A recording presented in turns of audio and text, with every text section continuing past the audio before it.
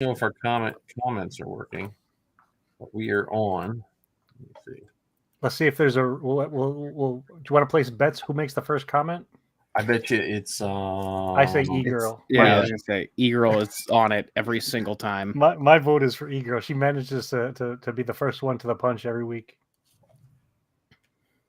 Yeah, I think you're right on that. Okay, let me get this logged in. So we'll start with Rogue One, but everyone say hi. I'm Mike from CaritaCast, and Zoe Hinton's my daughter who does Star Wars Geek Girl. And I'm Ken, one of the 5 hosts from the Forces Behind Star Wars. I'm John from the Beskar Bucket. And we're the man, I forgot. We're the Inflatable Falcon on Wednesday nights. It's been a long week. It's only Wednesday. What are we doing here? Oh, Ark is first. We were all wrong. We were all wrong. Well, good to see Ark. So we're glad you're on, Ark. We were thinking it was going to be e-girl, but we're glad you're on. That's embarrassing. No. All right. So we're going to talk Rogue One for a minute. So John had to step out, so we're going to let John step out because he didn't see it. Me and Ken will talk Rogue One. Right, I'll be right back. All right. So Ken, I was watching for me, it made me remember why Star Wars is better seen in a theater. Yeah, I can see that. I could absolutely see that, especially considering that this was in the theater and in IMAX. Yeah, yeah. It also made me think how much I love assigned seats because they don't have assigned seats at the IMAX. Oh, they don't. Ours does. What was really funny about it for us? So Heather and I went. The boys were busy that night, so it's just the two of us. It was a little date night, and even with assigned seats, there was maybe at the upper level 20 people in the whole theater. Oh, really? Yeah.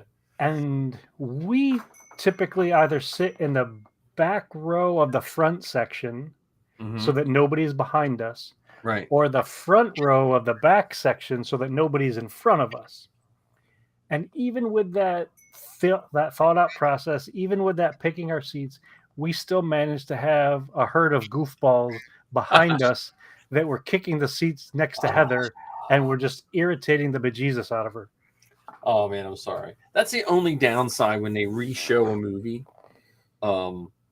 because then people don't take it as seriously. But like with the IMAX we were in, it's really steep. Like it's one of those big IMAXs. Oh, the ginormous ones. It's not the ginormous kind, but it's built like the ginormous kind. If that makes sense. So the stadium seating. Yeah, like their knees are above my head. You know, like it's I think it was more built like that for space at this one. But just going to see it again. He didn't. Yeah, John didn't have an IMAX near him either. But going to when I was looking by the middle of it, I was looking at the costumes more. Like I was looking at those blue flight suits. Like, if I do a flight suit, maybe I'll do a blue one. You know. I would love to do one that's altogether different than the blue and the orange and stuff like that. Maybe, I don't know. I'd have to come up with a look. But yeah, I definitely loved the difference in the costumes. And Ark says the closest theater is 200 miles away from him. I'm very spoiled. We have one that's probably less than 10 miles away from us. Yeah, it's about 13. Donna came up. Oh, really? Mm-hmm. And then there's another one in Atlantic City, so that might be 20 or 25 miles away from us. And now, where's the one near you? How far are you from King of Prussia? Oh, that's like 45 minutes to an hour. Okay. Yeah, I lose track of where King of Prussia. Yeah, this is Tilton Square Theater. It's a small theater near us that has one IMAX theater, and then maybe 6 or 7 other theaters or rooms or whatever. Yeah. And then the big IMAX is in the Tropicana Casino. Oh, okay. So. Yeah, we have a really big one in Philly in the Franklin Institute. Oh yeah, that's where I saw the Muppets. Yeah, we have that one, and we have another one like that at Harrisburg. It's like a smaller version of the Franklin Institute, Whitaker Science Center, Okay. and that one you're almost sitting like you can. It feels like you're going to fall out of your seat down into a hole. Like it feels like a. But hold on one second. Yeah, who's leaving? It's just me. 200 miles away though. That's a rough one. Sorry about that. Yeah, we're spoiled too because we have that one, and then if I had to, I could run down to Maryland. Like Bel Air is like an hour away, but Okay. They have a nice one in Bel Air as well. Zoe went to see it in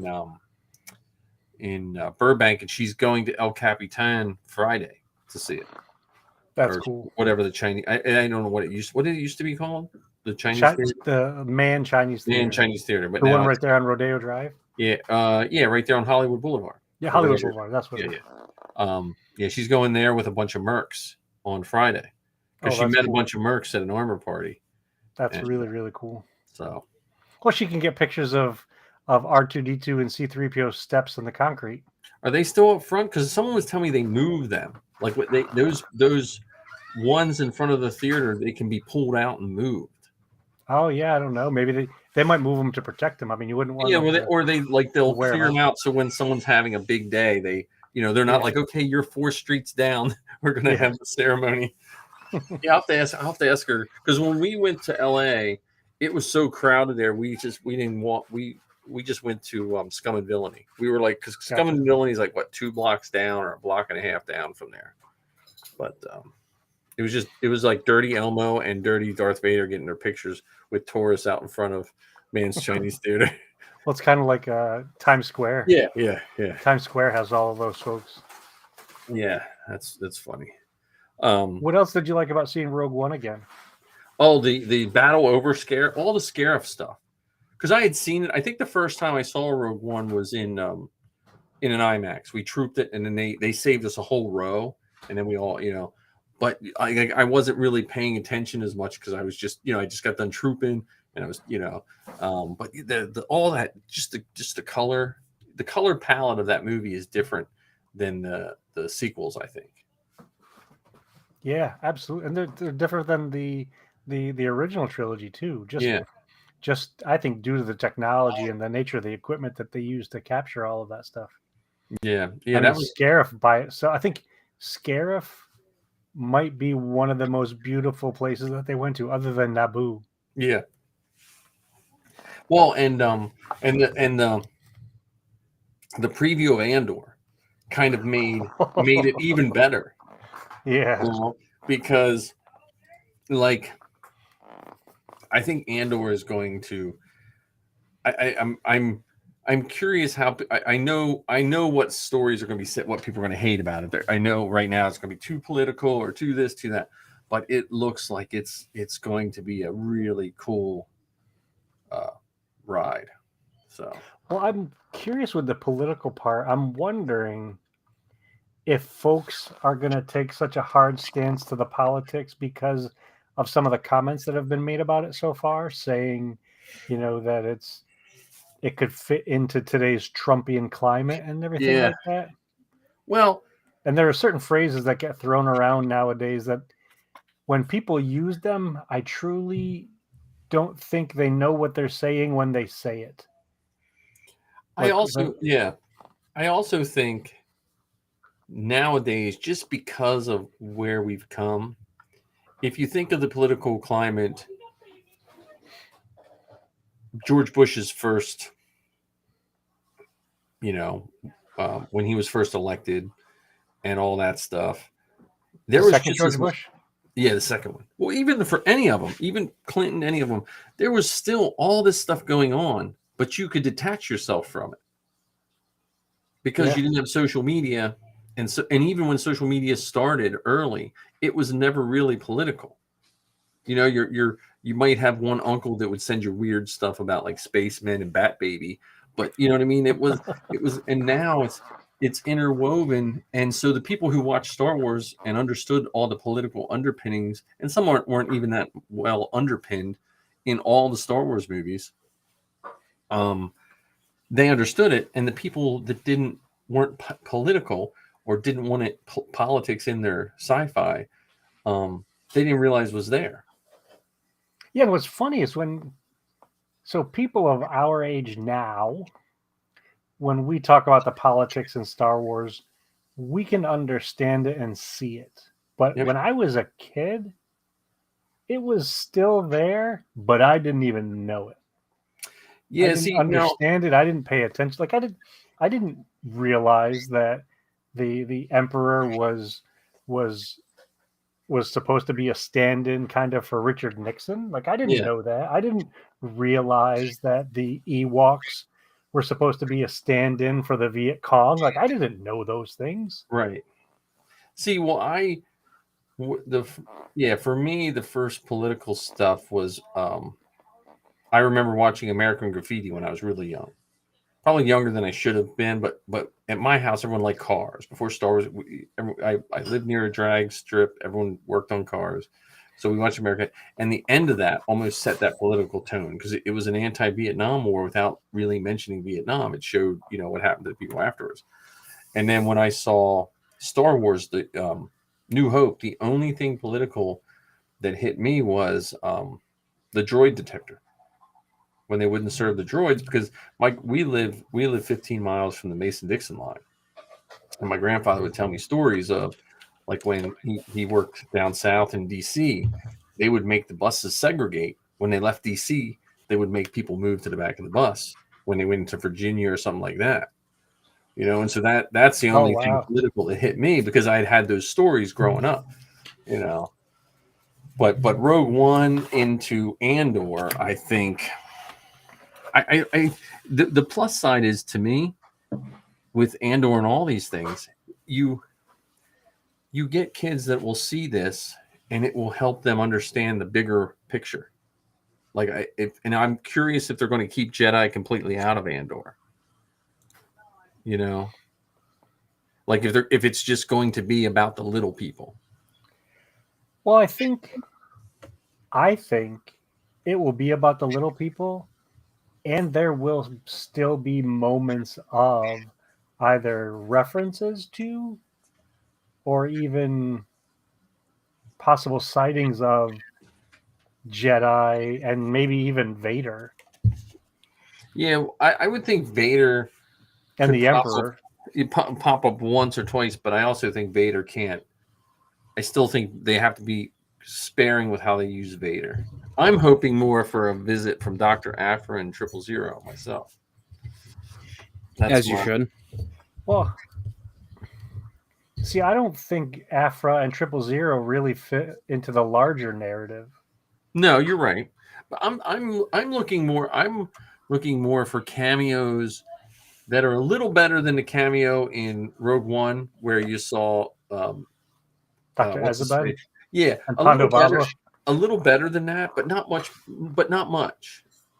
Like I'm thinking, like, to me personally, like I would love. And now they won't do it, but if you saw like an Obi-Wan in the background, like had just so when we watched it our 15th time, we're like, wait a minute, I think that's Obi-Wan sitting back there. Yes, yeah. When I say I think they're going to be in it, I think it may be more they'll be talked about. Yeah. So if we think about the characters who will be in it, you've got Mon Mothma. You have Bail Organa. Hopefully Smith shows up. And Saw Gerrera. Yeah. Oh yeah. And all three of those had interactions with and relationships with the Jedi. So even if they refer to what it was like when the Jedi were more prevalent, or where the Jedi were generals of the clone army, I think there'll be those kind of references, but I don't necessarily think we're going to see a Jedi showing up swinging his or her laser sword around. Yeah, that's what I'm hoping that doesn't happen personally. Yeah. I forgot how shocking it was though when Andor killed the guy at the beginning. My I just glove. forgot how shocking that Mm. was. You know, when you first saw it. So I was. I have to admit, I cheated on you guys this week and was listening to a different podcast. Who'd you listen And I was listening to the Sky Talkers. to? Oh, okay. Yeah, And they are one of the podcasts. It's two ladies, and I forget their names off the top of my head. They are podcasters that I listen to and am envious of. So their show has become so successful that they're invited by Lucasfilm to participate in roundtable interviews. Yeah. Well, And so they Zoe got one of those. Zoe got one of those her first year, but hasn't got one since. yeah, and so they recently the at least the episode I listened to was a roundtable interview with Genevieve O'Reilly, Pedro Pascal, and two other of the actors from Rogue One. I didn't get to listen to the whole episode, and I'm just listening to this, and I'm amazed and impressed and envious, darn near jealous of them getting to do this sort of thing. And the things that I'm hearing about Andor are so exciting. The things I'm hearing about Andor are so cool. And I think one of the super duper wonderful things about this galaxy that George Lucas started all those years ago is it's so wide that there's so much room for so many stories, even in a short window of time. And so I think a lot of this will be the people on the ground. It will be the people that are impacted by the decisions that the empire makes, the decisions that the politicians make, the decisions that the people who are either trying to survive by being on the empire side or trying to survive by being on the rebellion side. And I think it will be a far different story than we're used to seeing. Yeah. No, I agree. Yeah, I just I don't know. Just that scene when they were I with the chains and all the things getting shot and Spoiler alert. I know. Well, but no, but it was man, and that dialogue scene, which people have heard that because they just extend it. Because at first I was like, wait a minute, I already saw this on the internet when I first sat down, and then they played that whole thing, which was awesome. And it absolutely positively looks gorgeous. Yeah, so it's a television show on a movie scale. Oh yeah, well yeah. Yeah, when that Star Destroyer comes in the atmosphere on that one planet with the super long trail. Oh my goodness. Yeah. Well, and that's what I forgot how beautiful Rogue One was, because when that Star Destroyer is leaving Jeddah, and you see all those other things trying to catch up, that was just so cool. Well, even Jeddah City by itself, Jeddah City to me was a wonderful example of what George started early on of trying to cram as much randomness in one block at a time. Yep. So there was the different pilgrims, there was the different aliens, the different vendor stalls and foods and clothing, all in that one narrow hallway. Yep. And then you also got to see, was it the Rings of Kafrine or something like that? Oh yeah. Where that's where Cassian shot the guy. Yeah. That was neat. That was it. Just was. I forgot it started without a crawl, because it's been a while since I watched Rogue One. Like, I've watched it, but a lot of times I would fast forward on Disney Plus. I'd fast forward to the Battle of Scarif. Because I honestly, two of my favorite scenes in there is when the Hammerhead Corvettes that were stolen in Rebels. Yep. Smash that Star Destroyer. And when Vader's Star Destroyer comes in and all those ships going to hyperspace just smash right into it. Yeah. You know, I was like, that's like my. I mean, I like the hallway scene and all that, but I was like, the hallway scene was bugging me because when he met with Vader on the, and maybe just because I'm working on Vader now, when he met him on Mustafar, he didn't have his chest box and belt lights on, like they weren't on. He had just come out of the back to bath. He didn't have time to turn them on. But should like what was he? Why then? If they're not on, then why is he wearing them? You know, like oh, just well, maybe they just had to cite. He had, because he just came out of the bath, so he had to. They had to warm up. Firmware update. Yeah, no, that I mean, I knew why they were. The rumor had it in the hallway. He basically shut all his gear off and was holding his breath to get a cool entrance and stuff. But I was like, and Krennic, man, I'm liking Krennic more and more. I wouldn't mind seeing Krennic in Andor. But I don't know if that would really fit the storyline, other than if they just have a mini side plot. Because I personally think one of the side plots, hopefully, is what happens with the clones.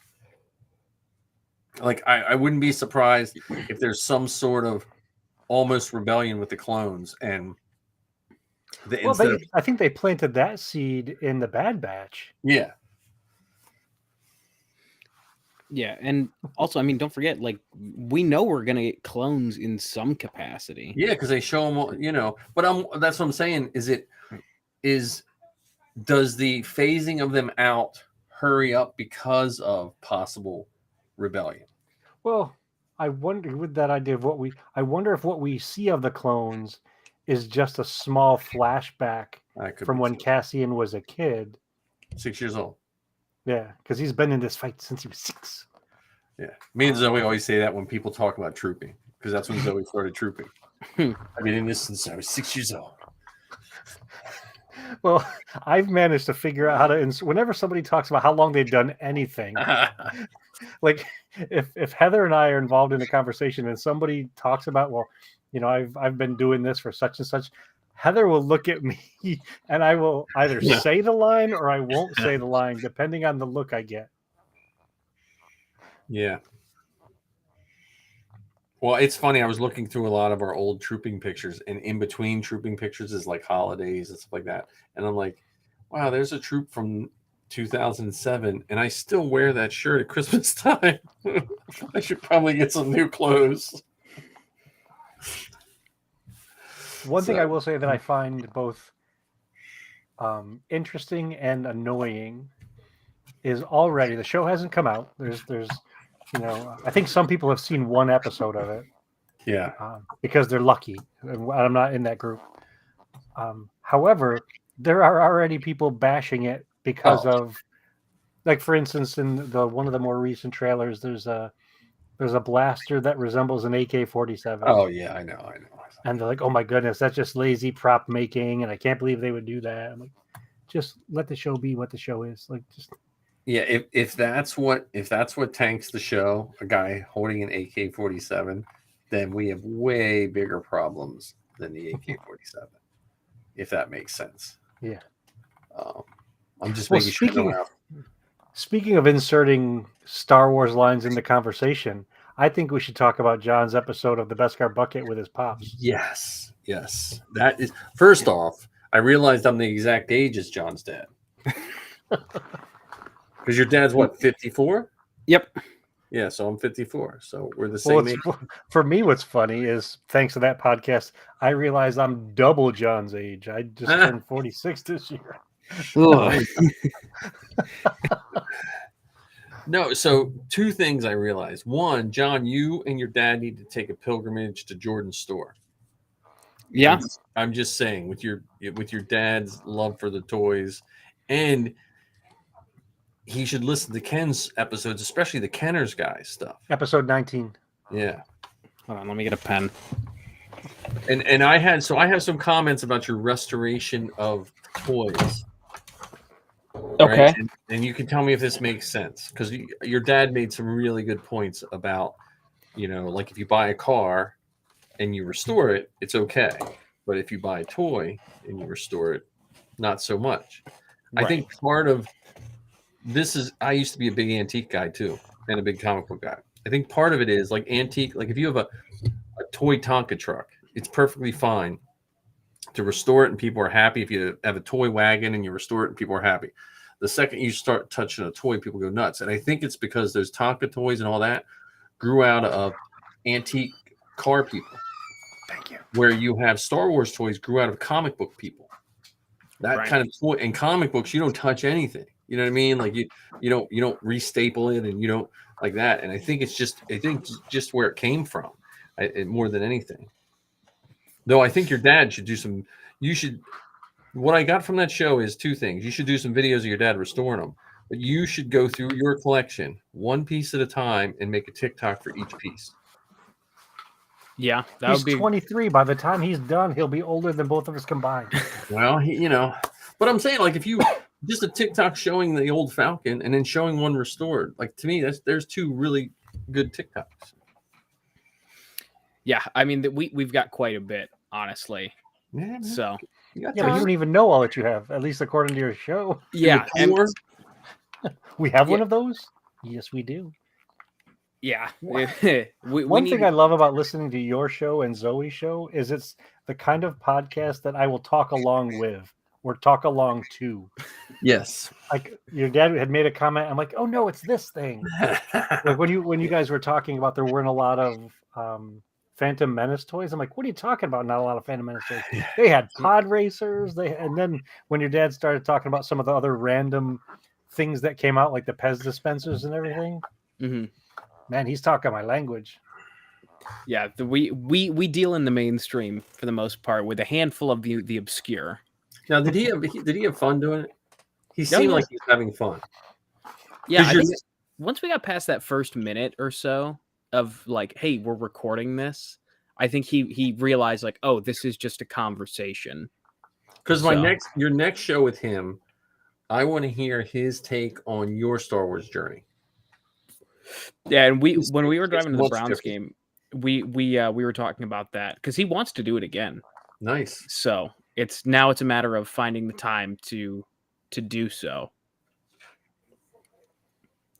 So I still can't wait to use Troop, because I still think once you Troop and you open that world up to him, because that's one of those things you don't really understand until you're you're in the costume behind the scenes. It's right, Ken? Especially if he's able to partake in the benefits and the bonuses that come with trooping. Either getting into an event early or having one of the celebrities pull you out of the crowd to get a picture with them, those kind of things. Yeah, I think he's set time aside already for Steel City Con. Nice. So I got my room.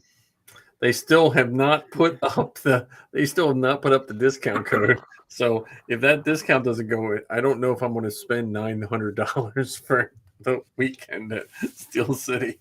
Yeah, I didn't book my room for that exact reason. It's like, do I want to pay $900? Yeah, well, I'll cancel but they just haven't put the code up yet. But I think your dad peaked right at the very end when he zinged you with the "I am your father." Like it was literally and figuratively right at the end, and to me that was the icing on the cake or the cherry on top of all of that conversation to end there. Dunk. Well, and I imagine getting your dad on one of Matt's sets if Matt starts filming some more stuff. Oh, I know. God, he'll be a kid in a candy store. Get him some pictures with Marty. I need to set time aside to finally build my TK, so that way, if he's able to come,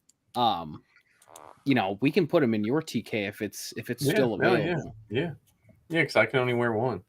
Right. But yeah, I mean, this is the best and worst time to build right now because it's not crazy hot out. But then everyone starts getting busy and like before we're going to blink and it's going to be Halloween. You know what I mean? Mm-hmm. So, and I just need Vader done by December. That's all I want. Yeah. Are you still planning on having it approved by December? Oh, I don't care if it's approved. I'm going to take it and wear it. I'm not trooping. I'm just going to show up. I'm like, hey, I'm Darth Vader, man. And Dad Vader. and the guys from Star Killer love me, so I don't have to worry about that because I'll have 000, and I'll have and Zoe will be there. I don't know what costume she'll take, but I'm working on Vader and Ahsoka at the same time. So now she's coming home from California. she's done. She's done school on the 7th. Oh, So unless she has December 7th, unless she has a job, which cross my fingers, but then it's hunt for a job, and then that's on her what she wants to do, But that'll be a heck of a turnaround, though. Coming, flying back from the West Coast, and then, or as Ken calls it, the left coast. You know how me and Zoe roll. That's how we do things. True. Did you change your room into a something else yet? Not yet. I can't go that far yet. Well, because the other thing is with the way a lot of the modern people that work for Lucasfilm, like the one Dan Brooks that came here he was one of their execs. He lives in like South Carolina. You know what I mean? They don't all live because it's just we don't live in that world where everyone has to sit in the same room in the same area, So, but yeah, she's just applying for jobs and working her internship and doing all her stuff. So we'll see. I badger her. Look, because I get all the I check out all the internships for Lucasfilm. I'm like, I just send them to her. Here you go. Check this one out. Check this one out. Check this one out. Yeah, if I were in her position, I'd be shotgunning my resume everywhere. Yeah, she does. She, and you should too, John. You are close to her position. It's one of those things where I lack the bulk of the resume required. I understand, but if anything, like magic, like you definitely know if you don't apply, you're not getting it. Right? That's 100%. True. You never know what they're looking for. Like they were like, well, look, this idiot has no credentials. But you know what we were thinking about? Blah blah blah. Like what's it hurt? That's. I mean, I'm looking at some of them and I'm like, I could probably do that. Yeah, get out of teaching at, right in your prime. I'm too. I'm too near the end to do that, I think. But I'm just saying for younger people, it's just keep your eyes open for stuff. You don't know what's going to happen. That's why I tell Zoe, like I'm telling her like this, like right now she's just doing her stuff and she's just applying to everything because, and meeting with people and talking with people but who knows? The problem is a lot of their some of their internships at Lucasfilm, you have to have graduated first. Which is kind of weird, but because Temple has the internship built into the program. Right. You never know. Yeah, but I mean, huh? I was gonna say, hey, in 3 months, she'll be graduated. Yeah. And she'll get that position. Yeah, we'll see. I sent one to Marty. There was a photographer. I was like, this is like right up Marty's alley. See, that's when he needs to send his portfolio of all of the cosplay pictures he's taken over the years. Dude, I've been with Marty where he's taken a picture with a cell phone while in Chewie controlling R2 with the other hand, and it looks better than any picture I could take. You could give me $1,000 camera, and I couldn't take a picture that way. Because he just gets it. And he's like, you see him moving his hand a little bit, or he'll make you stand, and you feel like you're standing like this, and then you see the picture, and like, wow, So I've learned enough now which way to put the sun when I take pictures. That's what I've learned from Marty from the last 10 years. But besides that, I can't take a picture to save my life. We got to get him on board to do some more photographs of us in costume. He'll do a photo shoot. I mean, you know, he enjoys it. Like when that Cliff's place we discovered, and we couldn't park where we parked, so we had to lug our stuff almost a mile to take pictures and then lug it back. And that was one of the best photo shoots we ever did. We did a second one, and we had a lot of whiny babies. So, you know, like, well, it's cold out. It's cold for my free pictures. Well, no crap. People wear long johns. You know? Yeah. So there's no crying in Star Wars. no. There's no crying in baseball. But I'm telling you, your dad and your show was good. That was home run. Yeah, that's one of the few times I'll accept a compliment, because I was very proud of that one. Yeah. And it was just fun listening, really. Yeah. You know, just really, really fun listening to it. Yeah, I thought, honest to God, like out of all the conversations we've had, I mean, I feel like that was probably one of the best dynamics we've had in a while. Well, I liked it because everything he was saying, I went through. Like I never had a Falcon when I was a kid or anything like that. But I remember all those time periods of you know, like him and I went through the same calendar of events, you know, growing up. Yeah, trust me, if it hadn't been for my aunt, he probably wouldn't have had a Falcon either. Yeah. Which once again, it was a fun story to hear. The fact that the Falcon was to make up for your aunt's birth. Yeah. Well, you know, that's a win-win for everybody. But I never saw a Falcon growing up. Is her name Millie? What's that? Is your aunt's name Millie? It is not, unfortunately. Should have been, but you know, Becky, I guess, works. All right. But yeah, I never saw a Falcon in the wild. The only big toy I ever saw in the wild was my one neighbor had the Death Star. The wedge part of it? The big whole thing, you know, the big tall one. Okay. Yeah, that's the only big one I ever saw. I know, you know, and I had a TIE fighter and a land speeder, and that was it.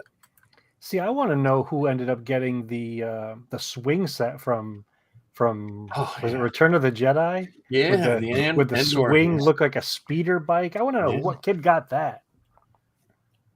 Because I think that was in the Sears catalog or something.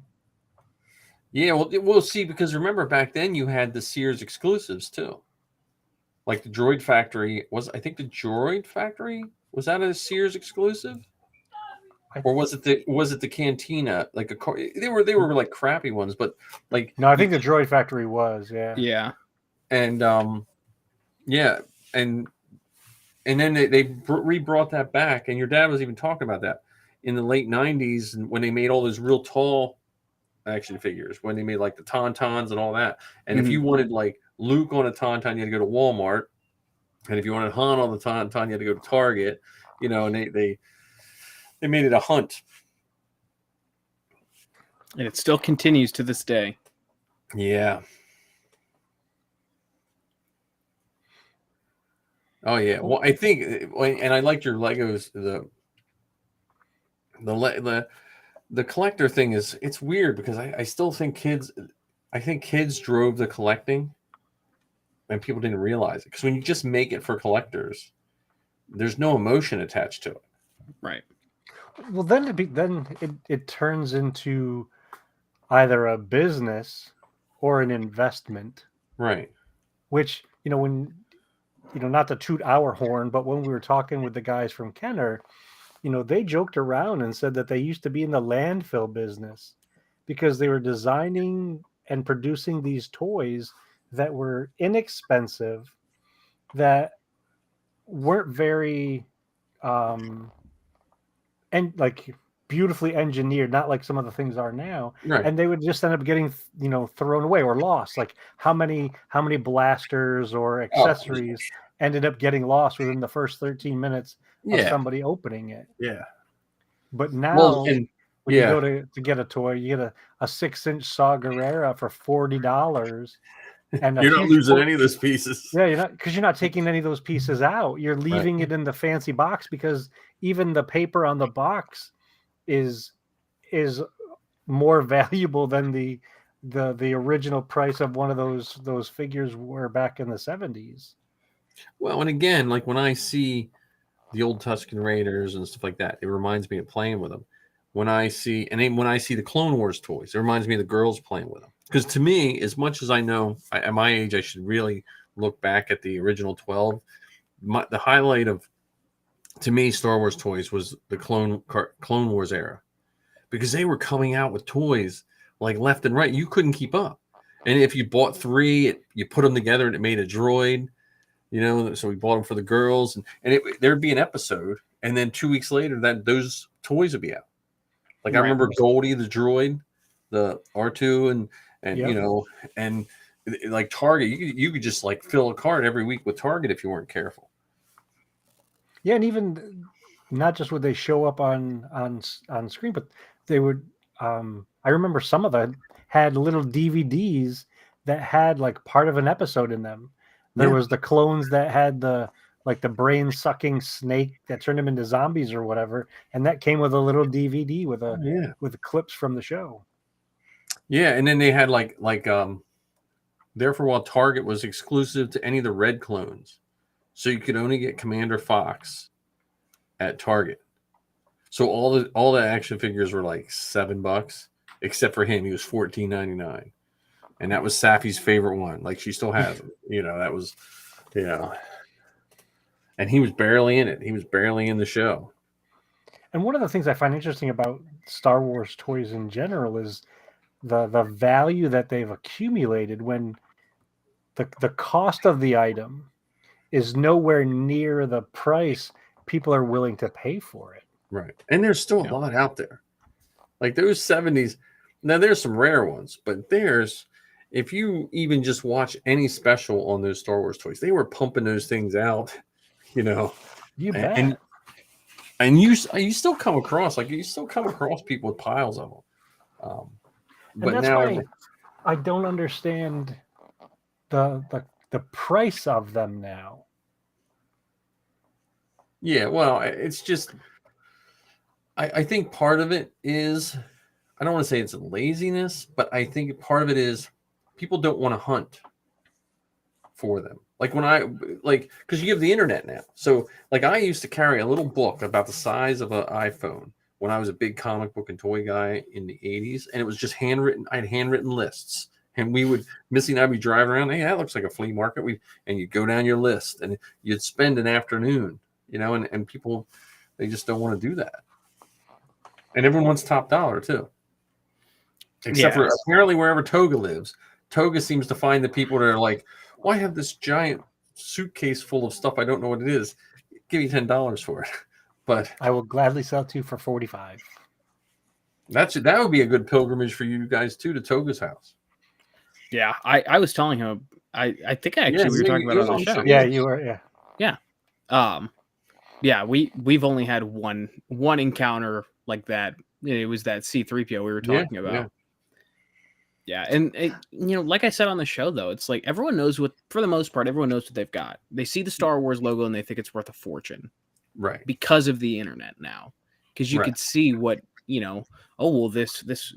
rare Boba Fett figure that was never in real production, it went for $120,000. Yeah, well, and then I know Steve Sansweet had a couple stolen from by a guy. Yeah, from one of the volunteers. Yeah. That's why you don't have all. And what's even weirder about it, not only do the toys or the Star Wars specific memorabilia things, does the price go up on it because people, to your phrase, John, know what they have, but they'll take things that are adjacent to Star Wars and jack the prices up. So a Graflex, camera hilt, or do you remember in the Book of Boba Fett, there was when the Major Domo came out into the courtyard or whatever, into the street, and was reading off, Boba's messages? Yeah. That was an old electronic game. So the shell of that was an electronic game. I went on eBay that night looking for it, and they were already selling for $100 or more for a game that was made in the late 70s, early 80s. The cameras in the Death Star that are those slide things. Yeah, the slide viewers. You couldn't give those away. even up until I would say the 90s, until people actually identified them as like you'd go to any flea market, anyone that had any kind of pictures, they had boxes that no one wanted them. And yeah, that's crazy. I was looking at Webley flare guns, and they were nice. They're nice brass, but that's what they use for the base of Boba Fett's rifle, the old one, and they were $400 or $500. And those things they're not rare, but But now I think with some of that stuff, the plus to some of that stuff is 3D printing has kind of curtailed a little bit of that. Yeah. Because it used to be if you wanted a Vader saber, you had to get a Graflex or know someone with a machine shop that could cut you one. Mm-hmm. Now it's a STL away. So looks like Ark has been doing some hunting of his own online. Yeah. Yeah, I'm waiting for this message to come through. Yeah, I mean, like Missy, I think it was Missy's niece or cousin. Missy's much younger than most of us, so this was a couple years ago, and her cousin was probably in her 60s. And they brought over a box of Star Wars figures. And it was the original 12, but no like double telescoping lightsaber. But there was both snaggletooth, short and small, and all this. And she asked me like, "What's it worth?" I said, "Well, these are probably worth something." I said you should take because I'm not a figure guy. And she wanted me to buy them from her. And I told her, I said, "I'm not a figure guy." I said I could give you like $100 for them. I said, but they're worth a lot more. And I think I offended her because I just like they were worth $100 to me. Like I would have probably one figure was probably worth more than that, but I don't collect figures. It's just not well, I also think it's pretty assumptive just to bring stuff over and say, buy this from me. Yeah. I think she honestly thought that it was going to pay like for her kids' college or something. Like because that's the other thing. They have they'll see that $150,000 action figure because I dealt with that when I had my comic book store. Everybody would wanted to sell their comic books to me. Now back in the 90s when I had my comic book store, I was buying boxes of Star Wars stuff for like $20 because like I bought Ewok Village and Ewok Village, the Sandcrawler, the cardboard one, the stand up with the and I got Dagobah and a bunch of ships. I think I paid a guy $20 for, because it was just all jumbled. And I put them in my store. But back then I used to get $8 for a loose figure, 12 if they had their pistol. That was it. Yeah. Now you can't find them for that cheap unless they're destroyed. Yeah. I just right at the beginning of the pandemic, I got some good prices on a few things. But again, I don't want. I need big stuff. I'm getting ready to finish this archway, and I'm gonna have to get rid of a lot of little stuff. I don't even know if I can keep all my popcorn buckets. Where to put them? What a shame. So here's a project that I've been toying around with, and I have no idea how to take it from the idea in my head and bring it out into the real world. So this is our project segment. That's what can we call this? What do we call this? This one we didn't have one for. I know. This is our project segment. Okay. What is it? Project Playground? Yeah. So do you remember the carrying cases? There was the Darth Vader shoulders and head and the C-3PO shoulders and head, and they were built for the 3 3/4 inch figures. Yep. So I've had this. I have notes. I even think I went so far as to do the measurements of it. Is I want to make half of it large enough that can be mounted on the wall and will hold the same number of 6-inch figures.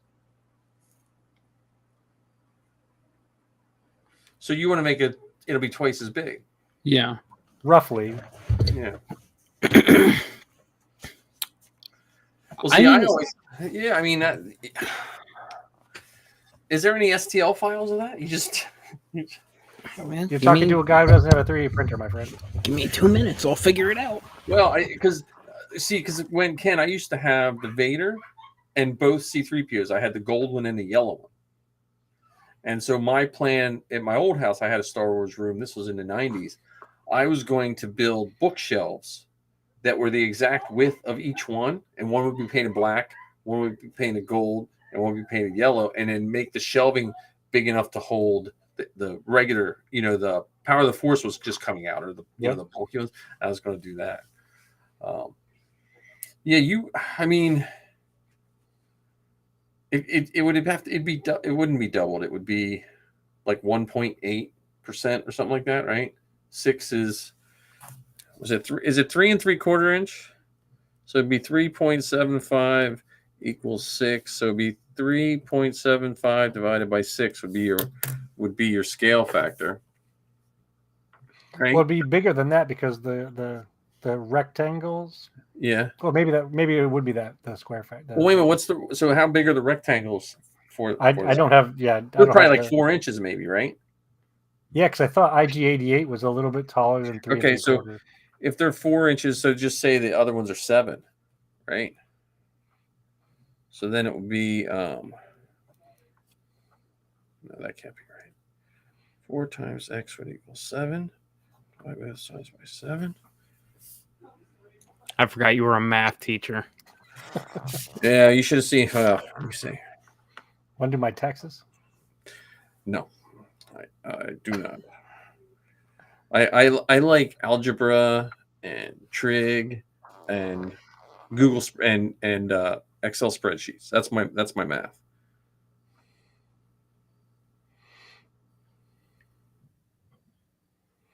Because I was even thinking about taking that same idea and using other silhouettes. So using Princess Leia's silhouette to hold all of the lady characters that I have, and either Boba Fett or Jango Fett, and holding all the bounty hunters.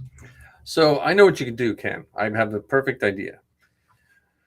You would have to get a projector, right? Well, that part. Well, see, I have the drawing. Yeah. I just don't know how to take it from that state into physical reality. Well, you see, I would make a wooden one first, like a positive of it, and then you would make a mold of that, and you could slush cast. So you have your silhouette of Princess Leia, and you build it out of wood, smooth it with putty, make it glass smooth. You would use, if you knew anyone with a router or something, to route out the details that you want, and you make that block of wood, and you clean it up with putty and spray it with like clear coat so it's like glass smooth. And then you just lay it on the table, and you do a silicone mold, or if you just want to make one, do a wax mold. Make a wax mold, like a solid wax mold, put something like a mother mold, and then you would just slush it once and tear the mold off. Do a one-time mold. Gotcha. If you do a silicone mold, it's going to cost you like $200. I don't know if that's worth it, but if you can get some good wax and something to just get you through it, so you can get some resin in there, that would be my thoughts. Yeah, that could work. Because I mean, the back is easy because that's just literally the silhouette. I'm worried about making the wall that goes around. Well, that's what I'm saying. If you made it out of wood, then that would be your poured wall. Yeah. Unless they make an STL. So, because I heard John and his dad talking about AT-ATs, and I was sitting there thinking, I wonder how big I would have to print an AT-AT to make it actual scale for the 3 3/4 inch figures. So when I did the math, it came out to be like 46 inches tall at its tallest point. That's how tall the AT-AT would be, roughly, to be the right scale for the 3 3/4 figures. Jesus, and it'd be about 9, huh? Jesus, that's big. That's massive. But that would be a cool print, wouldn't it? That would be. I want to make. There are files for a 1-to-1 Republic gunship for the Black Series figures that I really would love to do. Wow. Yeah, once you find the multiplier in the smart or in the 3D printing files, it's just simple, just cut, because the AT-AT wouldn't be, to make a 4-foot AT-AT, other than the body, there's not much to print. It'd just be the legs. Yeah. You know, it probably you could probably cut the body in 3 pieces and put on a print bed. But imagine 4 foot. The back would be 4 foot tall, and then you'd hang a Luke from it with a string. That'd be like the best art piece ever. That'd be a good Father's Day gift. Start printing that for your dad. Well, if he didn't work directly next to my 3D printers, Yeah, He wouldn't know what you're printing. he would just slice it in weird pieces. he would see one because I mean, he said it. I mean, the AT-AT's his favorite vehicle. If I were to print even say because the legs are in 2 pieces, then obviously a joint in the middle. If I were to print one leg, he'd be like, "Are you printing an AT-AT?" 100%, I guarantee it. If any part, unless maybe some like the greebly bits, like on the back. Yeah. Hell, I think I could even print the neck, and he'd be like, it'd just be a ribbed O, and he'd be like, "Is that an AT-AT?" So Mind your business. But that would be nothing to see here. That would be a good print. Because I remember when I looked for the 6-inch, it was under 9 feet tall or something like that. Oh my god! I have somewhere written down the scale for a Falcon for 6-inch, and it was ridiculous. Like it wouldn't fit in any room in my house.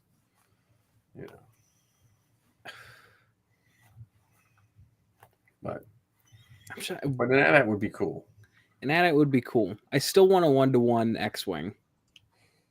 You mean your size X-wing? Well, of course, I'd love that. Granted, there's one 20 minutes down the road. You mean X-wing for the figure? Yeah, a 6-inch X-wing would be awesome. Say that again out loud.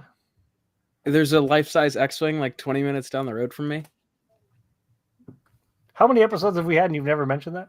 I've mentioned it before because we talked. I remember I said there's nothing to do in Ohio. I think you did mention it. Yeah, well, you haven't mentioned it tonight. This is the first time you mentioned it tonight. I knew about that, and I didn't stop on my way to I didn't stop on my way to California that time. Yeah, it's called Mike's Place. Actually, a really good restaurant, believe it or not. But obviously, the main attraction is the. It's not an X-wing. It's whatever adjacent would be. Well, obviously, Lucasfilm would really hammer down on that one. I sent you guys the link to Joe McCullough's sale. Well, did you saw the link that I sent you about McDowell's, didn't you? Oh yeah. Well, is that Joe? Is that Joe? Yes. Yeah. Because that's why he's getting rid of his stuff, because he did a Star Wars pop up for a while, and he did a Simpsons pop up. Like, I think that's what he does for a living now. Well, the Simpsons pop up is going on. It went on this summer. It was at Wildwood. Yeah, but I'm saying at the Wildwood Boardwalk. But he has an interior of a Falcon, for sale. I'm thinking of going. The Condor. He has an interior of the Condor. Yeah. The pigeon. It's the lunar pigeon. I'm thinking of going to that sale, but I don't know if I want to, because I don't really have the money to spend, and you know what I mean? Like, I don't want to talk myself into buying. I don't need any more molds in my garage, and I don't need any more anything. And I'm torn between if I want to go or not go. So. Yeah, I need a project like no tomorrow. I need something to take my mind off of real life. I don't know. You got a stormtrooper though. I know. Echo. What about Echo? You were going to help me with Echo, right? Oh yeah, I was. I'm sorry, my mind is shot. Because just I still have to get that droid spike from you. That's true. I gotta do. All right. I gotta make a note. Yeah, I'm like I said, I would get Vader done. I still have the clone. I gotta get him done. Which honestly, I looked at the clone Sunday. Did we just take a detour into Costume Corner? Yeah, this is Costume Corner now. Yeah. Costume Corner. I looked at the clone, and he has foam in it, for padding. And I've decided I'm cutting all his foam out because he has I don't know. I don't need something that's going to soak up sweat. I need the foam that doesn't soak up sweat. Well, also that stuff works as a huge insulator. Yeah. Well, see, the armor you have to put some places, but yeah, he just but his everything else is okay. Like I'm just going to hit the whole thing with gray primer, and then I think I'm going to paint. I was going to paint it white and then do all the rust details, taping it off, but I think I'm going to do it the opposite. I think I'm going to paint most of the suit the rust color, tape it off, and paint it the secondary coat white, just to see how it looks. Might make the white look a little deeper, or I mean, just have to spray a hell of a lot more white on it. Hey, I mean, look, offer still stands. If you're buried in Vader, the Falcon, Ahsoka, and you can't do the clone, I will be graciously willing to take it off your hands at any point in time. I just watched that episode with Keeley on it, and it made me want to do Keeley. You should have watched Rogue One again. Made you want to finish Vader more. Oh, I did, but that's not the same Vader. It's a different suit. I'm doing right. Like, you're doing Empire, right? I was looking at it, I was like, well, that's not the same, and that's not the same. So I'm going to say this, and it's going to sound bad, but you'll understand. That is the only reason I ever regret meeting you, is because I do the exact same thing. Where it's like, that's different. That's wrong. Yeah, you're sitting at the screen going, wait a minute. Well, again, when we went to when they had those props displayed in Anaheim, if you could have just said freeze, you literally could have picked out what costuming group people were from, because all the 501st guys, the camera was like 3 inches from the prop taking a picture of stuff, and the only guys you could tell the Mando mercs were just kind of standing back, like taking the pic, because the Mando mercs don't seem to get flustered with anything. They're just like, we'll just customize it. Yeah, we'll call it our own thing. It's an OC. Yeah. But I do find it interesting though that the other groups, Rebel Legion and the 501st, are picking up on proving Mandos into their ranks. Yeah, well, so years ago, they tried to blend all the groups together, right? And there was a lot of infighting about that, which and then they tried to do a council, like they wanted to have like a council that had a representative from each one of the major groups, and then that fell apart because at the time the people in the 501st were like, well, we're better, we should get 2 votes. Yeah, something. It was like they were trying to have like the Missouri Compromise or something of the Electoral College of the costuming groups. Yeah. So, but I mean, and I like it that they're separate. Personally, I do think it's odd. Like, as much as like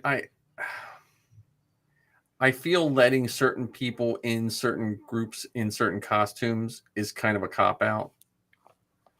And I understand there's crossovers. Like in the Rebel Legion, there's clones in the Rebel Legion, and there's clones in the Empire.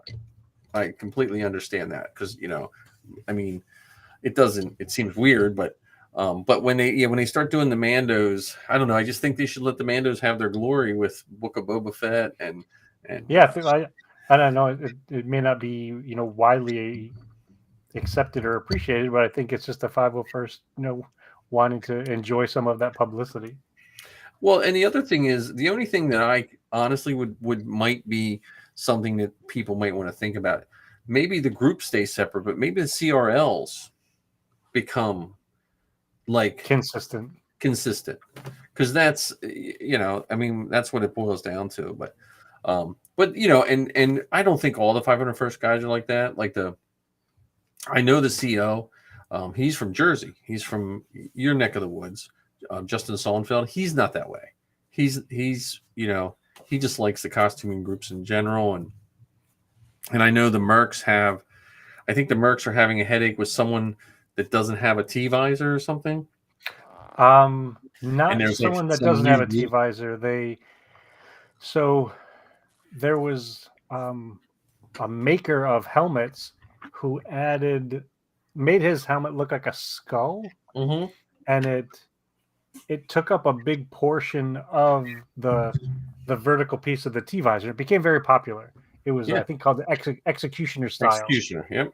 And so now there's actually CRL saying that you have to have, I think it's either 3/4 or 2/3 of the vertical piece of the T-visor as a T-visor and can't be filled by other things. Right. Which has caused a headache for a lot of people who got approved before that rule got implemented. Yeah. Because some people had like pilot costumes where they had a rebreather on the bottom and it took up a portion of the T-visor, and all those people that had executioner style helmets that were approved, and so sometimes it can get a little wacky with the costume stuff. Yeah, well, that's where it was a little, it was a little weird. And I know, like with the 501st, we had a group called Imperial Outlanders. Have you ever heard of them? I believe so. So they were like a bunch of disgruntled 501st people that started their own group. But what was Project Mayhem then? No, Project Mayhem was in-house. Project Mayhem was in-house. Okay. So now we're moving from Costume Corner to Costume Politics. Costume Politics. No, so the Imperial Outlanders was just like a group of, it was basically a group of people who either they had custom costumes. So if I wanted to be like Captain Billy Bob Stormtrooper and I have a black pauldron and wear sneakers, then I can be in their group. You know what I mean? Like, I mean, you had to still be in the Star Wars universe. You couldn't have sneakers. But if I wanted to, like, I'd make up a character similar to what the Mercs do. But the majority of them were people that either couldn't get in the 501st due to standards, which, you and I both have talked about this in length. It is frustrating when you're trying to get in, but they started a group. And I think it's still around a little bit, but it was mainly just a bunch of disgruntled people. And then the Mercs, I think there was a group of people trying to do that with the Mercs. They were trying to make just recently, within the last month.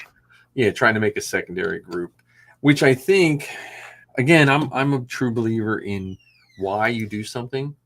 And if you start a group out of hatred and distrust and it can't grow positively.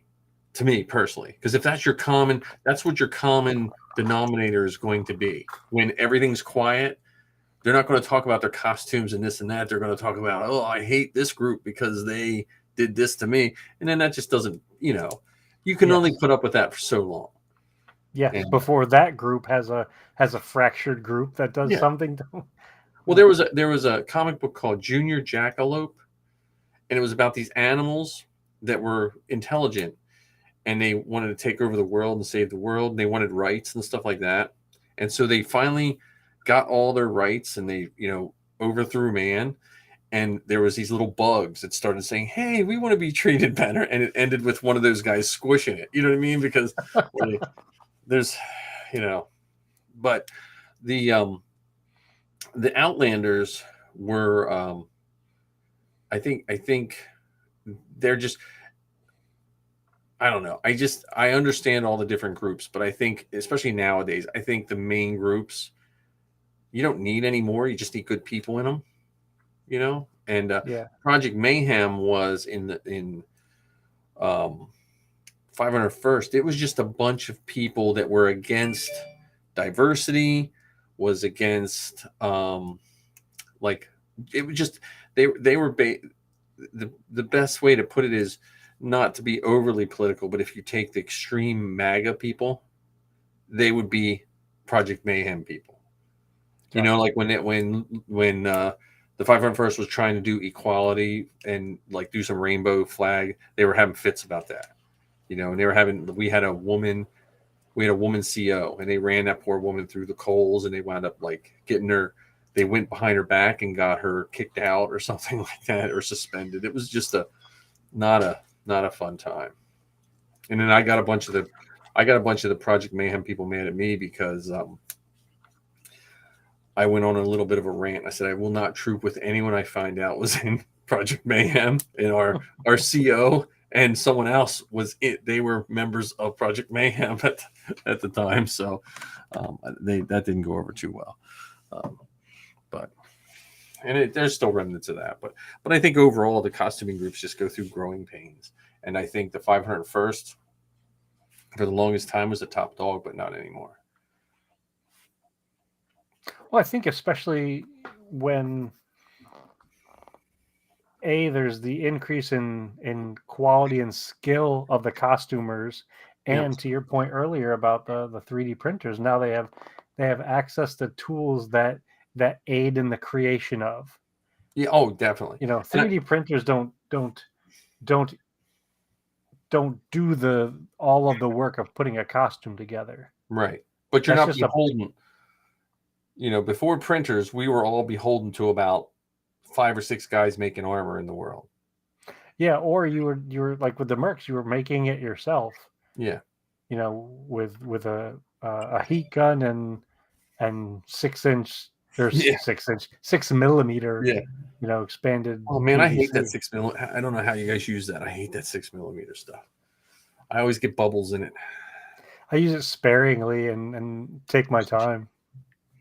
So 3D printing I think has really helped out, and I think Lucasfilm is embracing the good groups, and that's where I will always, as long as I can, be part of the 501st and try to be a positive light for all that, because that's what's going to, as long as we try to keep our good groups as good as they can, that's what's going to get the guys in California to be on stage, and that's what's going to get all these different perks. Not that we do it for the perks, but the perks are nice. Yeah, you bet. Because it's nice to know that you're seen. It's nice to know that there's a shared appreciation for the effort that goes into it. Yep. And this might be the moment where we transition into troop time. Because just this past weekend I was at the Shoretown Blue Claws, or the New Jersey Blue Claws. Okay. They're a minor league baseball team, and they had a Star Wars night that I was lucky enough to be able to troop at.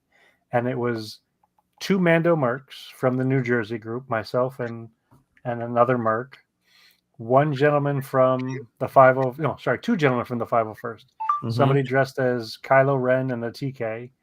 1 lady from the Rebel Legion dressed as Princess Leia, and everybody else there was in the Saber Guild. Yeah. And it was probably one of my most fun times trooping. Nice. Yeah, it is. I think all of the groups are best when there's all the groups there. Don't you think? Yeah. Like when you have all those people and you throw in some droids, man, you can't get and I think one of the other things that helped make this event cool for me, so the guy I troop with from the Mercs used to be in the Saber Guild.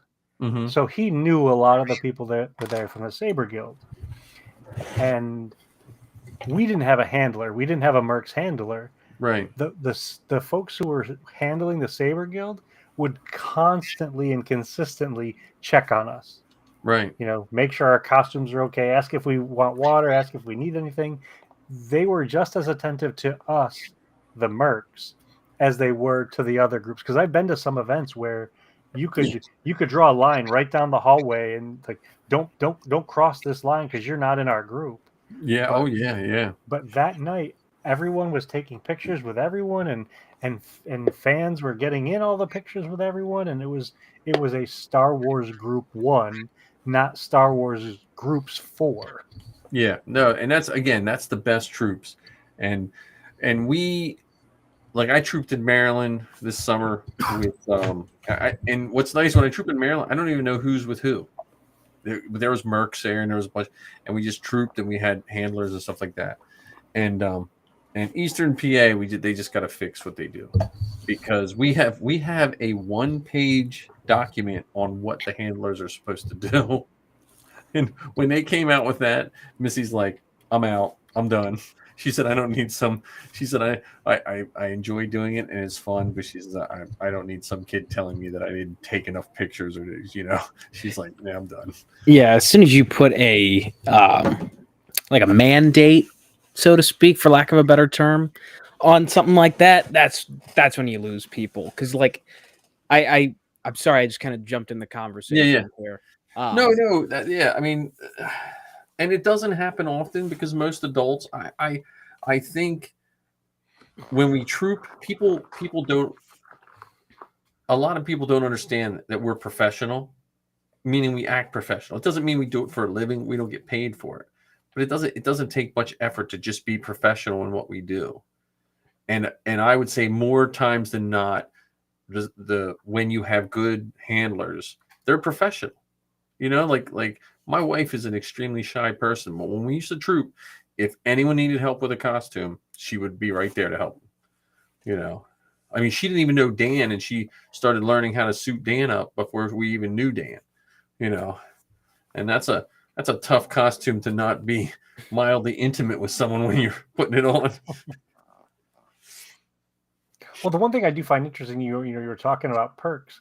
One of the perks that sometimes comes with being in these groups is you're able to go to these events for nothing. Like you don't have to pay. You don't always have to pay for a ticket to get in on the event. And one of the things I noticed in some past events is some of the people would agree to troop or sign up to troop just so that they could get the badge in. And then once they got in, you never saw them.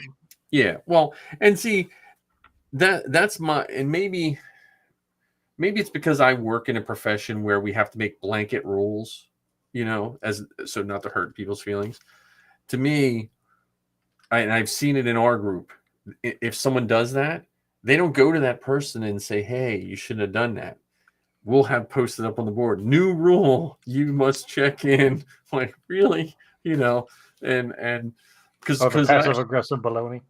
Well, because one of the things that it lost me my election when I ran, but one of my things were there was a big stink about conventions, and when I was XO, and then when I ran for CO, they said, well, what about these big conventions? I said, look, I trust people to do the right thing.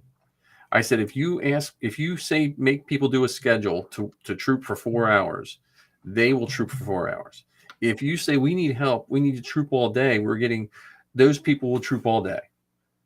There'll be some that don't, but then, you know what I mean? Like I just think for most of us, we do this to get away from our jobs and then when you start piling all this stuff on, instead of just individually, if you have a person who shows up consistently and doesn't do it, then you just professionally go to them and say, look, you know what you're doing. You don't have to call them out in public. And if someone doesn't feel comfortable doing that, then they shouldn't be in a position where they might have to do that. And that's what I see happening with most of the other groups. And that's what used to happen with our group. Someone would do something wrong, maybe after dinner, they'd be like, hey, make sure, and then you're good to go. And after I know it's COVID too, but I do miss the after trooping element of trooping, because it seems like everyone has to go somewhere. Well, I think when we filmed the fan film, when we worked on that was a wonderful example of the breaking bread. I mean, John, when we sat at that one end of the table and just had great conversation for a good couple hours, with folks that we don't get to see every day, and just it was wonderful. Yeah, we trooped my first event with the girls. We trooped a 2-hour Lou Gehrig's disease event for the families of victims of Lou Gehrig's disease. It was a 2-hour troop. We sat in a Dave and Buster's for like 4 hours after, just talking. So I can't wait till John gets his first troop in. Yeah, I know. New job has made that slightly difficult. That's all right. But can't you just go wearing the Kylo Ren costume to work? It's in a dark theater. God, if only. You don't have to wear the mask. Now, yeah. Well, you'll figure it out. You'll get it there. I just can't wait till your first one. Yeah, I'm gonna get something in. I might troop Steel City. Yeah, that's cool. Just because I don't know if I'm gonna do Friday, Saturday, Sunday or not. Yeah. Well, yeah. Just Zach is a good guy. And what's nice when you troop Steel City, you have to buy your tickets anyway, so they're not like crazy about, but you can man the table, and they need people like you manning the table, because too many of these Star Wars groups, they put the wrong people at the table that don't know how to talk to people. I mean, I'm not. We're all a little bit of introvert to a certain point, but you have to sell it, Right. Yeah, it's I was thinking like if I do go Friday, like Friday, Saturday, Sunday, I'll try and troop on Friday. That way, because I know you're only gonna go Saturday, Sunday, right? Well, it depends. If depending on when Zoe comes home, I might just use picking her up as my personal day, and then just like get there Friday. So Gotcha. Moving parts. We still got 3 months. I've realized that I've worked 20 years and I have so many sick days and personal days saved up that, and they don't say, hey, thanks for not using any of these, So I just got to see what's happening. My main thing with my personal days is I got to see what's happening with London. So, did you ever submit the Inflatable Falcon? Not yet. It's not up yet. Oh, okay. I will. Yeah, we need to do all of our shows. Well, we at the very least, I think Ken and I can probably squeeze it into one of these Oaks events. Yeah, because they're just like Steel City has no space. The Oaks has an abundance of. Yeah, they're like free parking, and they don't even they have rooms like humongous. Like you could fit like 4 Steel Cities in it. But I don't know what. Huh? Where's Oaks this is right Pennsylvania? north of PA. North of Philadelphia. Yeah, I mean Philadelphia. Sorry. Yeah, it's probably like another hour past my house, probably, on the way you would travel. I mean, if it's a convention, I'll make the trip. You don't need to exclude me because of my geographical location. No, I know. It's on my list of things to do. School is taking precedence for but that would be a good. And they used to do, like Zoe had like a 9:00 panel at one time at one of those cons. I don't think it was it wasn't Keystone, whatever one of those cons. And she had a couple drunk people in the audience, which was kind of funny. At 9 a.m. No, 9 p.m. Oh, 9. Sorry. I'm sorry. It was like they because the con ran till like 11 o'clock or something like that. So, I would like to throw this out there. If we ever have a panel where we do the Inflatable Falcon live, I vote that we do it in costume. Oh yeah, I think that would add. Well, you wouldn't be able to sit down, or if you do Vader. Yeah, I can sit in Vader. Yeah. Well, if I'm sitting down, I can remove my cod piece. It's not like they're going to look under the table to check out my stuff. I can take the cod piece. It would look a little weird though. Yeah, but now if you're seated, it won't look weird. That's true. Yeah. See, I was thinking you're TK. That's yeah. I can finagle a possible sit in my Sand Trooper. Yeah, but you wouldn't want to sit that way for 45 minutes of a That's true of a panel, right? True. I'll just stand off to the side. I'll be like I'll be like the MC, the moderator. MC. Yeah. I don't know. I'm all on board for if we're able to snag a well, panel. at the very least, we have to do something in the lobby at Steel City. Ken, are you still trying to get the workaround to go? Yeah, I got to figure it out. Yeah. So, because there's going to be from what I remember, there's going to be some really cool guests there that weekend. Yeah. Well, what's nice about Steel City is though, they get some guests that you think you don't really give a shit about, and then when you meet them, like, hey, yeah, that's a pretty cool guest. You know what I mean? Sean Astin will be there. Yeah. Elijah Wood will be there. Yeah. Well, I think all the Lord of the Rings and Hobbit guys are going to be coming out of the woodwork for this because of this TV show, even though they're not necessarily attached to it. But I think it's going to be like their time to shine. Oh, yeah. Elijah Wood's going to be there. Yeah. Giancarlo Esposito is going to be there. Moff Gideon. Eduardo Franco. I don't do autographs, but I might bring my Darksaber. Oh, yeah. No, see, what you do is what you got to do is he doesn't have a helmet, does he? Mm-mm. So you got to get on that and work on make another Mando helmet, make it perfect and pristine, and give it to him. You have till now to December. No.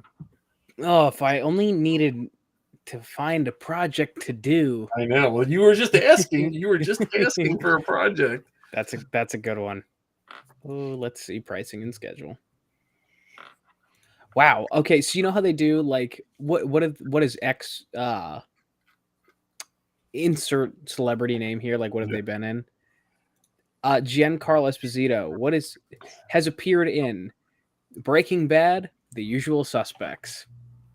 They don't have Mandalorian? Nope, no mention of Star Wars. Well, I wonder. So I know when I talk to the guy who plays that one bounty hunter, Dominic Pace. Dominic Pace. When I talked to Dominic Pace when we were down in Maryland, and he was saying like he had to get approval for Lucasfilm to do conventions, promote. You know what I mean?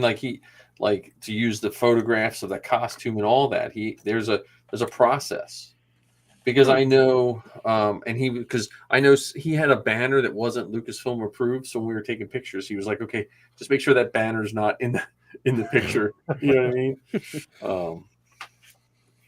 But you know, dude, yeah, I actually my very first troop event was with him.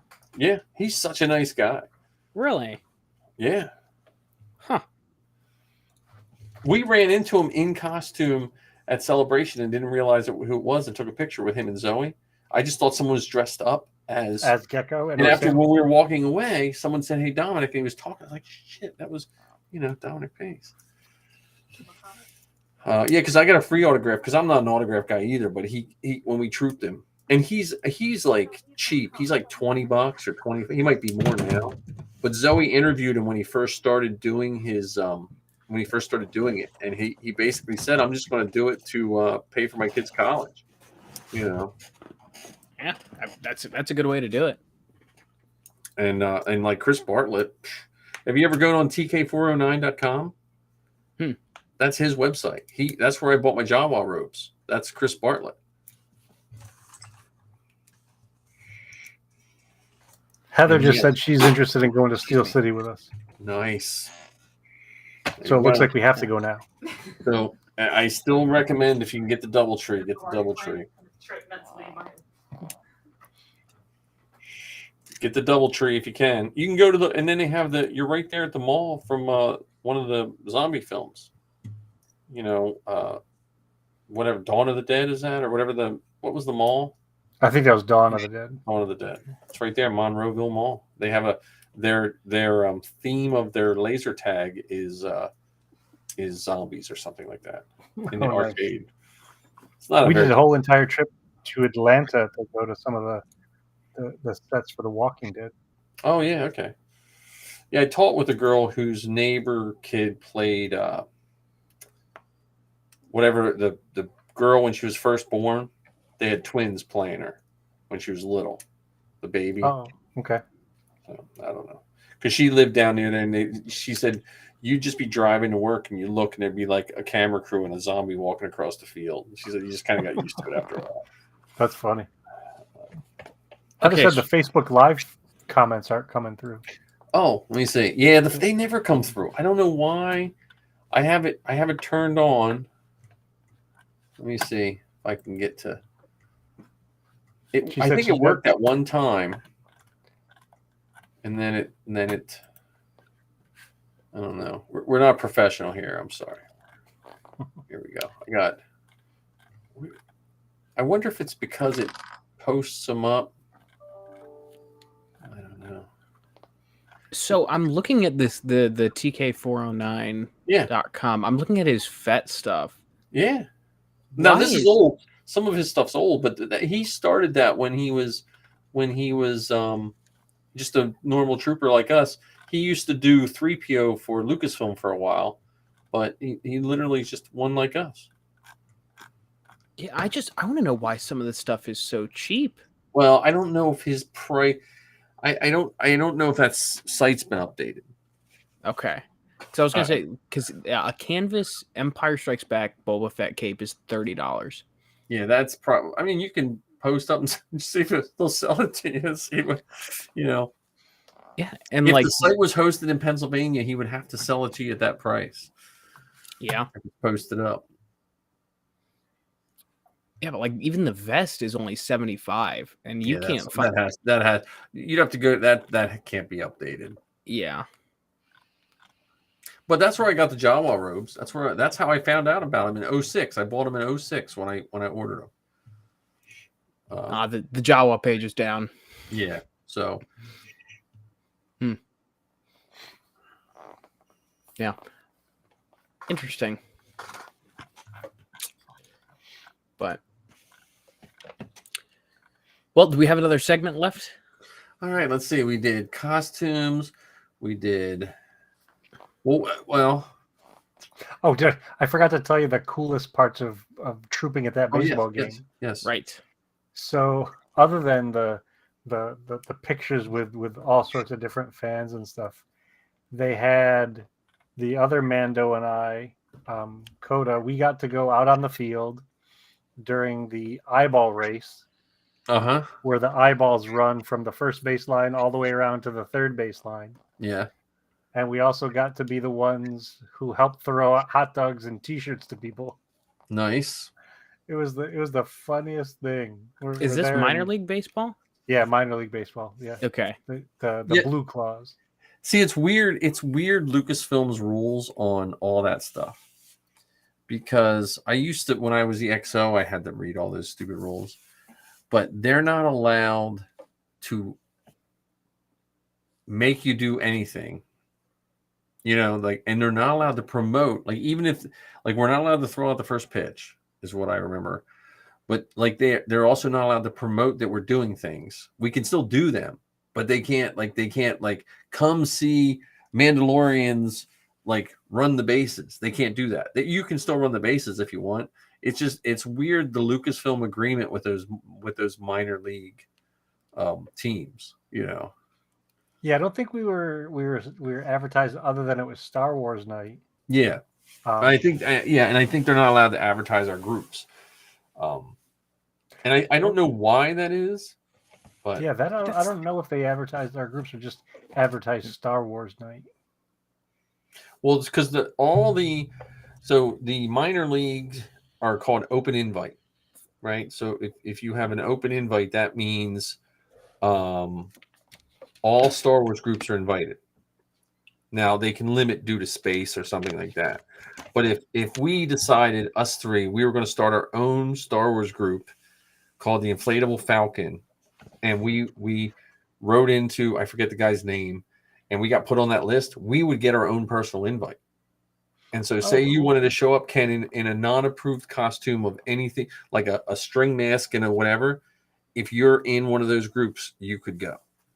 Because when Disney took over, and it was a very minor, there was a lot of vocal people saying, well, the 501st and the Rebel Legion are just elitist fools, and they won't let everyone in. So Lucasfilm was like, look, we don't want to deal with this nonsense. Open invite to all the groups. You know, make yourself a group and go knock yourself out. So, but most of the time it's just the big, I guess it's the big three, because Droid Builders they get their own invite. And Saber Guilds, well, Jersey has a good Saber Guild. Pennsylvania, we're just starting one. I don't know if there's one in Ohio. The Pennsylvania one is an offshoot of the New Jersey one, I think. Yes. Some of the people moved to Philly or something like that. Yeah. So the Pennsylvania one years ago, I want to say 2008, we had a thing called Harrisburg Jedi. There was no Saber Guild or anything like that. But they had a bunch of, like, they didn't have standards, and they had some weird stuff. And then that's always been a battle in the central PA, is that those old Harrisburg Jedi and the Saber Guild. It's always been like a Well, the open invite hasn't helped them at all. They should address that by trial by combat. Yeah. Well, there is a group in Pennsylvania that does Jedi combat.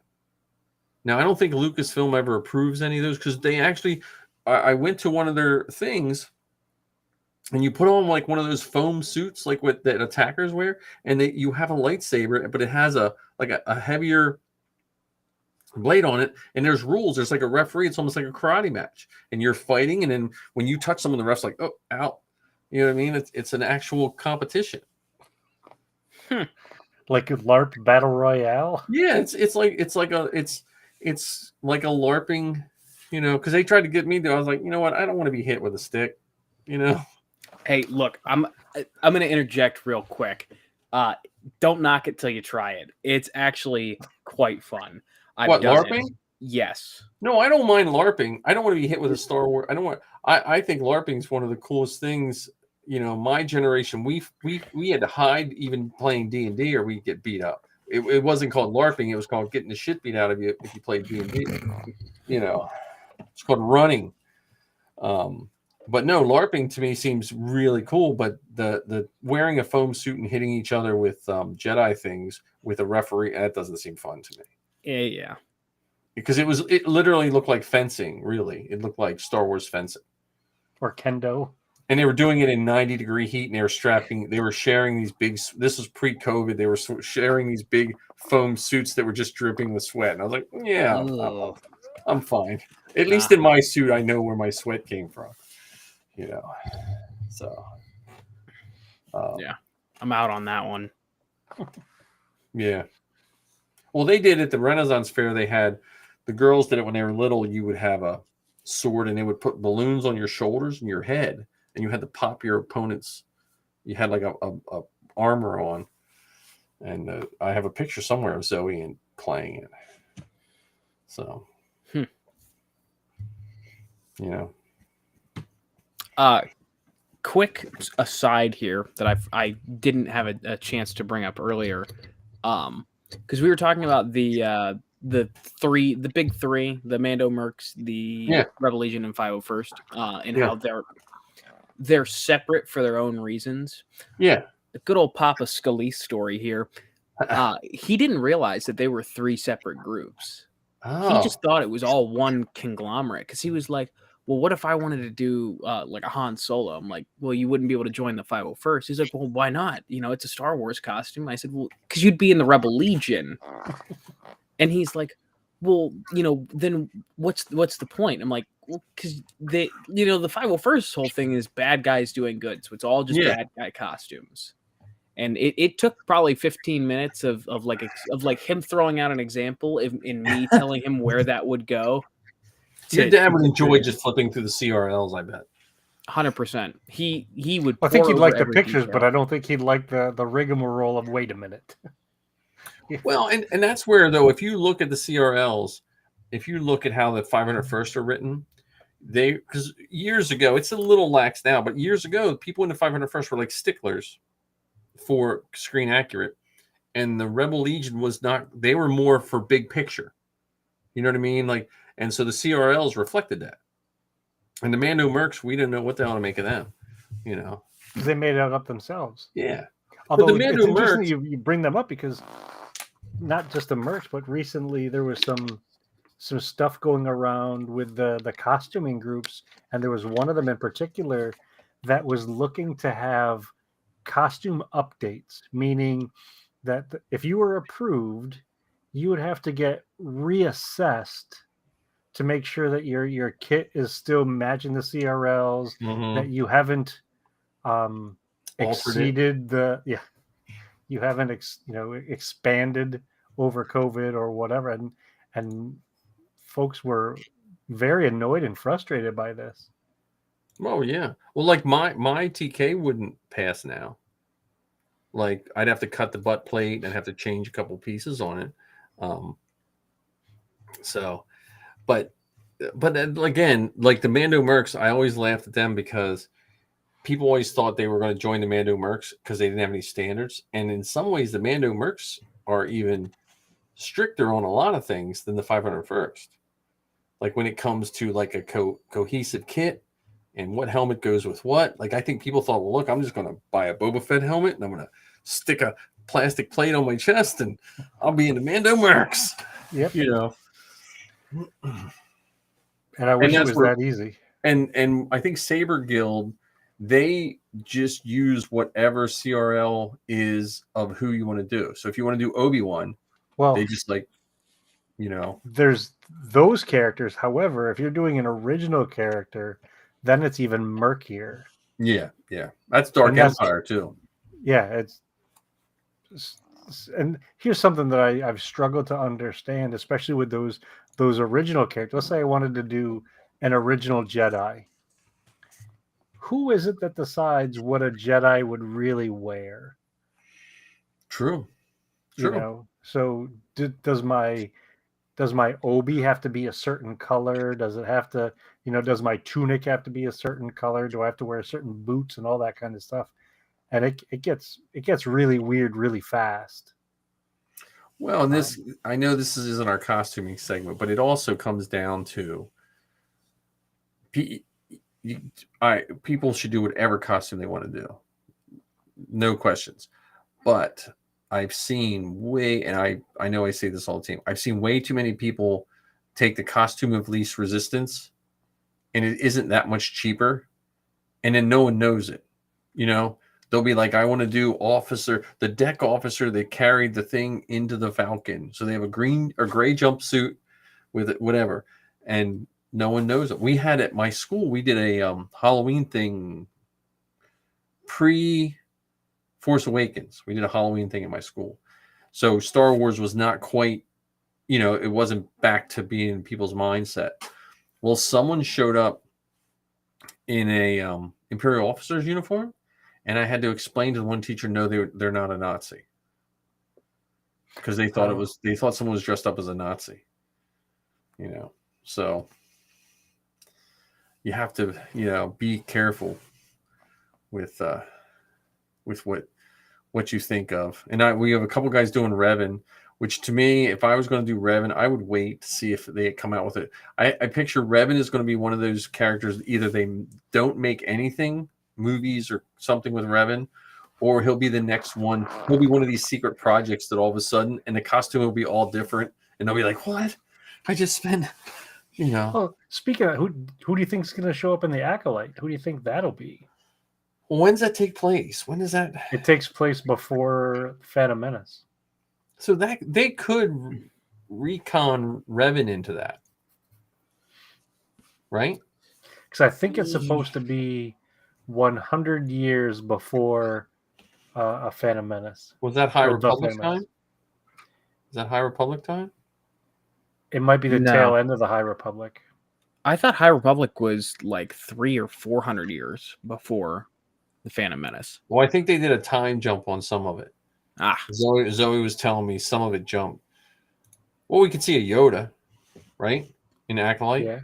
Yeah. Because Yoda's one of those evergreen characters, not because he's green, but because he's one of 900 years of history. So right. But I'm saying he's one of those things where the merchandise, no matter when they put out stuff, they always bring Yoda out. Like they'll be, I'll just throw a stuffed Yoda in that box too. Well, I wonder if they would be willing to do anything around Plagueis. Yeah. You got me with that one, Mike. I'm the sorry. Evergreen joke. That was clever. These that's the other thing about your podcast, John, that I like. It is evergreen in the sense that someone can listen to that episode of you and your dad, where Zoe's is, some episodes are evergreen, but most are just topical and timely. And I think the evergreen stuff is really good. Yeah. Well, hey, they could have Chewie or a Wookiee. Well, I mean, yeah, you could always use a Wookiee. Yeah, they're just not using Chewie as much as I thought they would. I thought we'd have more Chewie because they got Yornis, and it's like. Well, I wonder if that's gonna come once Donald Glover has more availability. Yeah. Well, yeah, I think the Lando show will. I mean, if they can't put the new Han and Chewie in that, then we might as well just forget seeing Han and Chewie. You know what I mean? Yeah. Yeah, I was hoping to see Han in the Book of Boba Fett as a cameo, but I was thinking about this today because I was reading the Princess and the Scoundrel, which I'm You're only reading. Wait a minute, I thought you didn't read. I know, but like I heard so many good things about Brotherhood and The Princess and the Scoundrel. I'm like, well, maybe. But like I was reading that and I'm like, and I was just it got me thinking back of when all the rumors of Han showing up in the Book of Boba Fett and how they're de-aging Mark Hamill. Mm-hmm. And I was thinking like they would have to throw millions of dollars at Harrison Ford to actually get him back to do the mocap for de-aging. They've got all. I was wondering if they would use Alden Ehrenreich in anything like post Empire. I think they're going to save him if they're going to use him. I think they're going to put him with the new Lando. Mm-hmm. Because that's why I think I think he's been accepted in that time period. Yeah. You know, that's because that was a good Lando. I mean, that was a good Han. Well, once he was given the room to do it, I mean, there was so much around those movies where they had to get an acting coach and they weren't happy with his performance and all of that swirl that occurred when the movies were being made. And that's one thing too. I don't remember that stuff during the prequels. I sure as heck don't remember it during the original trilogy because I was a child at the time. But nowadays it just seems like that's such a huge part of Star Wars conversation. What do you mean?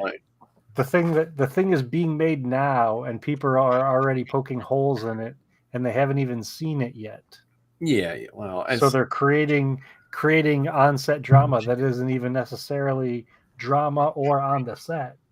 Well, and to bring it back to Rogue One, I was thinking, because they remember they had, was it Gilroy came in and fixed it? I put in quotes, right? Yeah. Trevor was it Trevorrow? No. Who was the one? No, it was not. It was Was it Miller? No, Miller and Lloyd were from Solo, or Lloyd Miller or whatever. Lloyd Miller. It was the guy. Oh, he was in it because he was in the trench. Remember, he tasted the salt or whatever, or he was right near the guy tasting the salt. Gareth Edwards. Yes. Yeah. And to me, Rogue One is the perfect example of why we don't need to know all this nonsense, because Lucasfilm looked at whatever they did and they fixed it without throwing the previous director under the bus. Without, you know what I mean? Like, they're just like, look, they didn't like badmouth him, right? And it just went, and that's how things used to be. Now everything is a big drama, Yeah, because I mean, I don't. Did you ever hear when Empire was being made that Kirshner was going over budget and was causing delays and all that kind of stuff? I mean, yeah, you heard about it, years later, but you didn't necessarily hear about it in the midst of. Well, and that also could be. It could be the curse of George, in the sense that George tried to show us how movies were made, and we kept running with it. Like, he wanted to show us the fancy, cool stuff. Well, then we kept going. You know what I mean? Like, he let us in the back door, and we kept looking at more and more. Yeah. I mean, he let us look in the door during the prequels. I mean, he had a whole web series with Ahmed Best. Yeah. Who was doing these little shorts while the movies were being made. Yeah, that's what I'm saying. Like, I think in that regard, George, it's just, I think even the people I don't like and what they say about stuff, I do understand why, because Star Wars becomes so connected to us.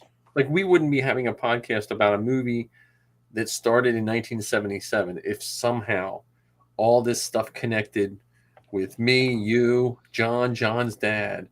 And so some people just run with it the wrong way.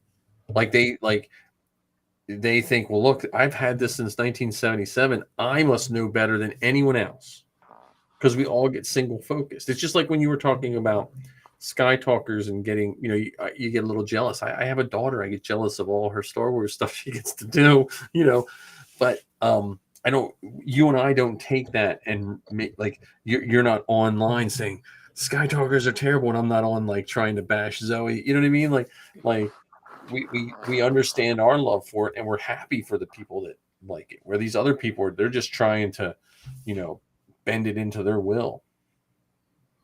Yeah, I guess that definitely is an interesting, way to explore it. And the toys made us do that.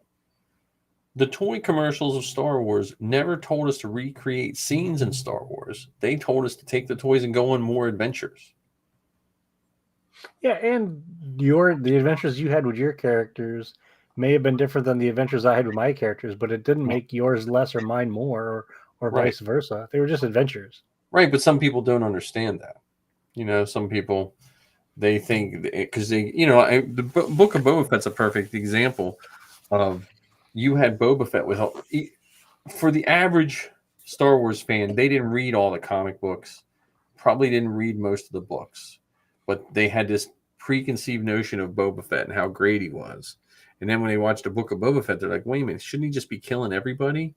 Because because one minute they want Star Wars to be realistic, but then the next minute when they give us realistic Star Wars of what someone 30 years later would be like, they're like, well, that's not how Luke is. Luke should be doing backflips and flipping around it, You expect him to face the entire First Order with nothing but a laser sword? Yeah. But that's what I mean. Like, it's it's grown with us, and because Marty and I have this discussion all the time, because Marty isn't a big sequels fan. It's not his thing. Really? I mean, he likes them, but he's not. You know what I mean? Like, but that's Marty who he is, and that's how, like, none of us sit around and talk about what we dislike. Like if we had Marty on this, he would talk just as good about the movies and stuff. But I just personally am one of those idiots that I really can't find anything I dislike about Star Wars. So, well, you're at least one of three. Yeah. So, I mean, to me, you're the lead idiot. Bad Star Wars is still better than most. And so I do want to, so you mentioned this idea of, more Star Wars. Think about how spoiled we are right now. So there was 16 years in between Return of the Jedi and The Phantom Menace? Yep. With no movies other than the 2 Ewok movies, and I know not everybody counts those. Right. Well, they were missed by some people. Pardon? They were missed because you didn't have the internet. Yeah. Like if you just didn't happen to know they came out, you never knew they existed. Yeah, that's true. But now we're getting multiple Star Wars things each year, and there are still folks that find something to complain about it. Well, not only that, are we getting multiple things each year? Did anyone else notice that the Bad Batch season 2 release date hasn't changed? So we're going to be getting 2 things a week for at least it'll be 9 weeks? Right. Yeah, 2 months almost, right? Yeah. Right. So we're going to be getting a lot of Star Wars. Comic books, even comic books. I can't keep up with the comic books. Oh, I quit. Because it I was like stopped buying them. I felt like it was a car payment just to go, because it'd be like, well, do you want the 6 variant covers and there's 14 miniseries? Like I missed a week with the pandemic, and I went to pick up my books. Like I missed a couple of weeks, and then I went, so it was like 6 weeks worth of books. It was over $100. I was like, I'm gonna have to cut some of these back, because I went to the digital for a while. I just felt sacrilegious and dirty for reading digital comics, but I just couldn't, and it just space. But yeah, I mean, we have so much Star Wars, like you go in any store, probably any store, you can find a Star Wars something, a Grogu sticker or a, you know what I mean? Like you can go in Five Below. Mandalorian bath bomb. Yeah. Damn it. Beat me to it. But you can go to Five Below and pick up This is a Five Below Star Wars T-shirt. And it's not black. I'm very impressed. I know. Yeah. Right? Ken and I are the only ones on point today. I can't. It's our Garrison loves black T-shirts, man. I just can't take black T-shirts anymore. Oh, trust me. I anytime I think like, oh, I should wear X shirt today, I'll have to dig through probably 100 shirts, and they're all black. Yeah. So it's not like I can get any assistance. It's like, okay, well, is it this black shirt? No. This one? Well, No. and I was raised differently, so we got that shirt from Matt, and I was wearing. I was like, Missy, this is like such a beautiful shirt. She looked at it, she's like, that's because it's all cotton. Because I'm used to buying like the cheap shirts that they're hit or miss. One time it feels like sandpaper, and the next time it feels like it's cellophane sticking to your skin. She's like, that's because it's all cotton. I was like, oh, okay. You know. Yeah. We have 2 people watching. Who's that? But no one's chiming in. Is that Oh. John watching it? No, it's not me this time. It might be Heather. Oh, good. Okay. Oh, Oh, yeah. she's There, not- here we go. Here we go. Yeah, Nick said, don't worry about never have to worry about sold out comics. Yeah, I know. Me being an old comic book store owner, digital comics just seem bad to me. The only Dark Horse made pretty decent digital comics because they actually put effort into them and they would animate when you turn the pages and stuff. But I don't know. I like paper comics, but I'm probably going to go buy graphic novels. I'll probably get rid of some of my originals and graphic novel it up. But that has to wait till the basement's done because I need places to put stuff. Yeah, I stopped buying comics altogether probably 3 months ago, just because I was struggling to keep up with all of them. Yeah, when it felt like a chore, like it felt like when I used to just sit and read them and they were fun, but then when it started feeling like, oh, I have to read this, I was like, well, maybe I don't need to. Well, also too, I mean, I know that an individual comic isn't expensive. You're talking $4 or something like that. But then when you add up all of the series together, and trying to keep up with all of them, to your point about the pandemic, I missed going to pick up my haul for a couple weeks, and they had taken the ones that they had set aside for me and sold them to somebody else. So I was missing issues and all of that. So never mind. Well, yeah. And I have, if I had to guess, I probably have 8 or 9 short boxes filled with comics. And I haven't gone back to some of them in quite some time. Like you mentioned Dark Horse, like the Jedi Legacies and even the original Marvel ones. I haven't read those in a while, and they're taking up space. I used to buy Dark Horse. 90% of my Star Wars Dark Horse was just for the covers. Their covers were like works of art. Yeah, they were fantastic. So some of the stories were wild. Like the is it Cade, Cade, or is it Cade Skywalker? Oh yeah. Some of those. Well, see, Dark Horse was known for that because they kind of screwed up the Alien brand for a while. Remember that? Yep. They screwed up Dark Horse used to be like, hey, we're not listening to what they say. We just make this happen. No. Nick Hall is listening on Facebook. His things aren't popping up. But that reminded me of something to talk about. Our new costuming group on Facebook. Ajax Citizen. Oh, yeah. Ken, did you join? No. I didn't. What? Oh, so, but the one thing about Ajax Citizen is it proved, I already knew this. You guys didn't invite me to this thing? I thought we did. But what it proved to me how invaluable let me see. Yeah, I thought I invited you. Hang on. Invite. Oh yeah, she did invite me. I thought. Oh, okay. Well, there. See. No, you join that. But it reminded me of how invaluable Nick is when it comes to it. I only posted it up for a second, and he found the goggles. He identified the fabric, everything, and he is a beast when it comes to that. Like, he knows his stuff. Like, if anyone making costumes, I hope Nick doesn't get mad if I'm putting his name out there, but he's the one to talk to with just any kind of stuff you need. He's a wizard when it comes to that stuff. But Ajax Citizen, that's my That's my costume to wear to Batu. We should do Citizens.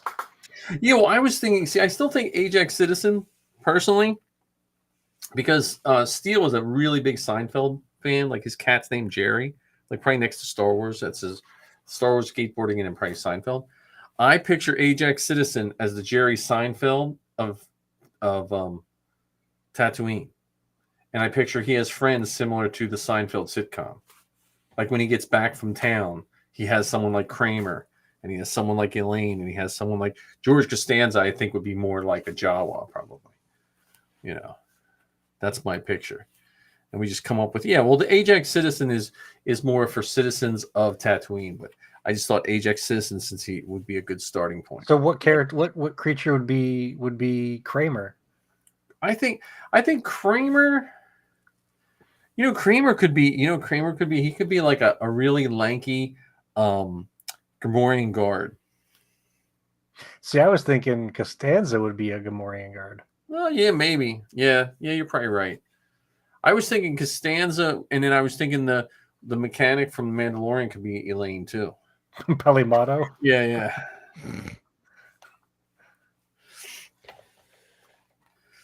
But what about a Davronian for Kramer? What's a Davronian? You have to explain it. Like the devil looking guy. Oh, the devil guy. Yeah, that would be a good one. Or we could do the furry guy. That guy. Are they that tall though? I can't remember. No, they're not that tall. They're probably like human. Yeah. Or what's his name? What's the guy who referred them to Chewie? That was Boshek. Yeah, Boshek. That would be a Kramer. He looked like a Kramer guy. He could be Kramer. Boshek. But Newman could be the Ugnaught. Newman could be an Ugnaught. Oh yeah, that would be perfect. And he'd have to snort every once in a while. Yeah. But yeah, that was our group. But that's Nick. Nick showed his skills. I've trooped with Nick a couple times too. So his brother does the Mando, does the partially Imperial, the White Mando. He was at Keystone. Oh, okay. That's his brother. Remember the Nick Conrad? No, Hall. I think his brother's Andrew. Andrew? I'm getting the names mixed up, I think. Yeah, his brother does the white Mandalorian, real skinny kid. It's like a white, like white with red. White with red, and it has some Imperial like parts to it. Okay. Yeah, I think that's Andrew. My names are terrible. Kramer could be the one of the people leaning out the windows when Vader comes to town. Yeah, that's true. But, yeah, you lost me at Seinfeld. Yeah, well, that's before your time. That's a generation thing. Your dad would get the joke better, I think. Nah, he's not a sitcom not a Seinfeld fan. See, Seinfeld was just that time. It was just that time when I just got married, and it was like that was like your Thursday night, so you had something to talk to at work. I worked at the Chevy dealer, and you go into work and talk about Seinfeld. Man, life really sucked back then. Do you think Therm Scissorpunch would make a good Zoidberg? Oh yeah, there we go. I forgot all about him. Dr. John Zoidberg, Futurama. Futurama. Well, we could do a Futurama crew. There was some good Futurama cosplayers at Steel City one time. What? I have a picture of it. I'll dig the picture out. You guys are friends with me on Facebook. You know Futurama is my Star Wars adjacent. Yeah, no, I'm just trying to think. Well, I've been watching what's the newest one? Disenchanted. Yeah, I've been watching that. Because I told Missy, me and her are like Elfo and Bean. Okay. I haven't watched any of that. I guess I gotta start watching it. Oh my god. If you like fantasy and like in Matt Groening's like comedy style, 100% worth the watch. I haven't seen the newest season because they're on part 4 now. I'm not even sure where I'm at. It's just I was just checking it out. But yeah, it's good. It's Yeah. good. And there are Futurama Easter eggs in it too. Yeah. That's what butters my egg roll. Yeah. I remember when I had my comic book store, I had a Simpsons section. And I couldn't believe Simpsons were still going on back then. That was in '94. And I was like, I can't believe the Simpsons are still going. Well, didn't the Simpsons do an episode or a part of an episode that included Mandalorian? They had some Star Wars. They're actually they had some clips on Disney Plus of the Star Wars versions they had Ahsoka and stuff like that Really? too. Yeah. Wow. Yeah, I don't there's think some I've watched. clips I haven't watched an episode of The Simpsons since the Simpsons movie came out. Yeah. There's Diggs BTW7. Oh, there we go. I don't know who that is, but yeah. So okay, so we were talking about, I don't know what we were talking about. Oh, Ajax Citizen. Mm-hmm. And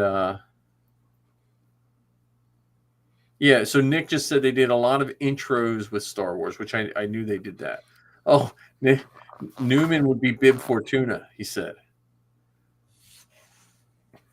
Newman, so that would be a good one. Newman could be Bib Fortuna. Or Nia Nub. Neum Nub. Neum Nub though would be Uncle, what's his name? Uncle Leo. Remember Uncle Leo? Who would play Costanza's dad then with all the festival Oh stuff? man, That feisty old guy. Costanza's dad. Yeah, that would be. Well, he Or could would be. Would it be an old Gamorrean? Yeah. Instead of yelling, he would just chop stuff up with his axes. You know what I mean? Like, like he oh man, this is taking us down a rabbit hole that you and I did, and John's like, man, these guys are old. Sorry, Ark's messaging me. Oh, okay. Oh, you getting your pictures? Yeah, so there's a lot of Simpsons intros. It is weird, like and maybe this is a good way to end it, because I'm gonna have to check out soon because I gotta get ready for school. And I still have class lists to print. Oh boy. Huh? I said, oh boy. Yeah, fun times. No, I always hate the first day of school because I'm terrible at pronouncing names, and I always worry I'm going to mispronounce a kid's name that kid will be made fun of because of that. That's how middle school goes. If you call them by the wrong name, or you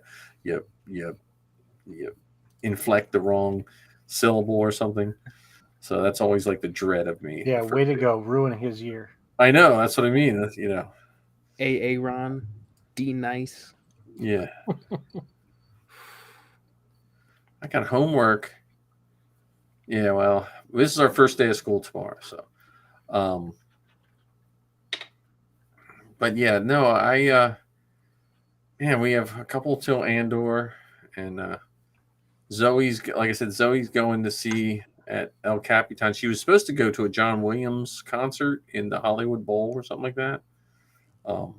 But because the school, because she's out there, they pay a activity fee, so the school takes them places, since they're not in the dorms and stuff like that. Are they taking them to Magic Jump?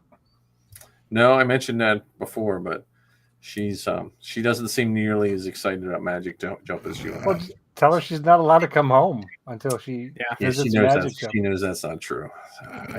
I've ruined that for. You need to say it with a stern face. Yeah, my kids know I'm a sucker for that kind of stuff. Well, then have Missy tell her. Yeah.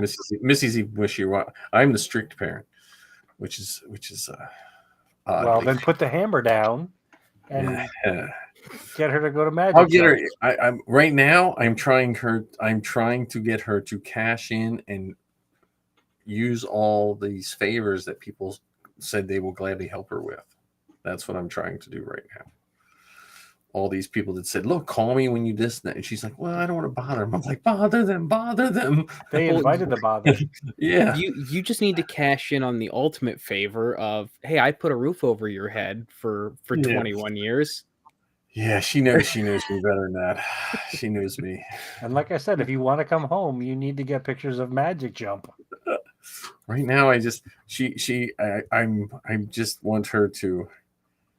I want her to have all these lunches she has planned with these people, and hopefully get some internships, and then we'll work on John getting his internship. Yeah, She no can't kidding. internship all the time. She needs some downtime in the No, bounce no. house known as the No Inflatable downtime. Falcon. No downtime. We need Ken, to I don't know invite. how much pushing we're gonna get through to him on this one. No, this is her window of time, man. This is Exactly. She's 17 miles from Magic Jump USA. You know what I realized though? There's the one thing I realized about Burbank. So you and I, we think 17 miles are nothing. They don't have a really good public transportation system. I would think in California it'd be really good, but they don't have, and traffic is ridiculous. Like Mike, you're talking to a guy who walked to school. Okay, uphill both ways. Of course, with no shoes. No shoes in the winter. Yeah. And I killed a grizzly bear with a trapper keeper. No, but like they don't like that Mando party. She did get an Uber. I think it was like $20 or something like that to get to the Mando party. And it wasn't even that far. But she's like, there's no, like Philly, you can just hop on a bus or a train and get anywhere. So yeah, I do not envy her for not taking a vehicle with her. I don't think I'd be able to do it. I made a mistake of requesting prices to transport a vehicle out to California. Now my phone blows up with that all day long. But it's anywhere between $1,300 to $2,000 to take your car out.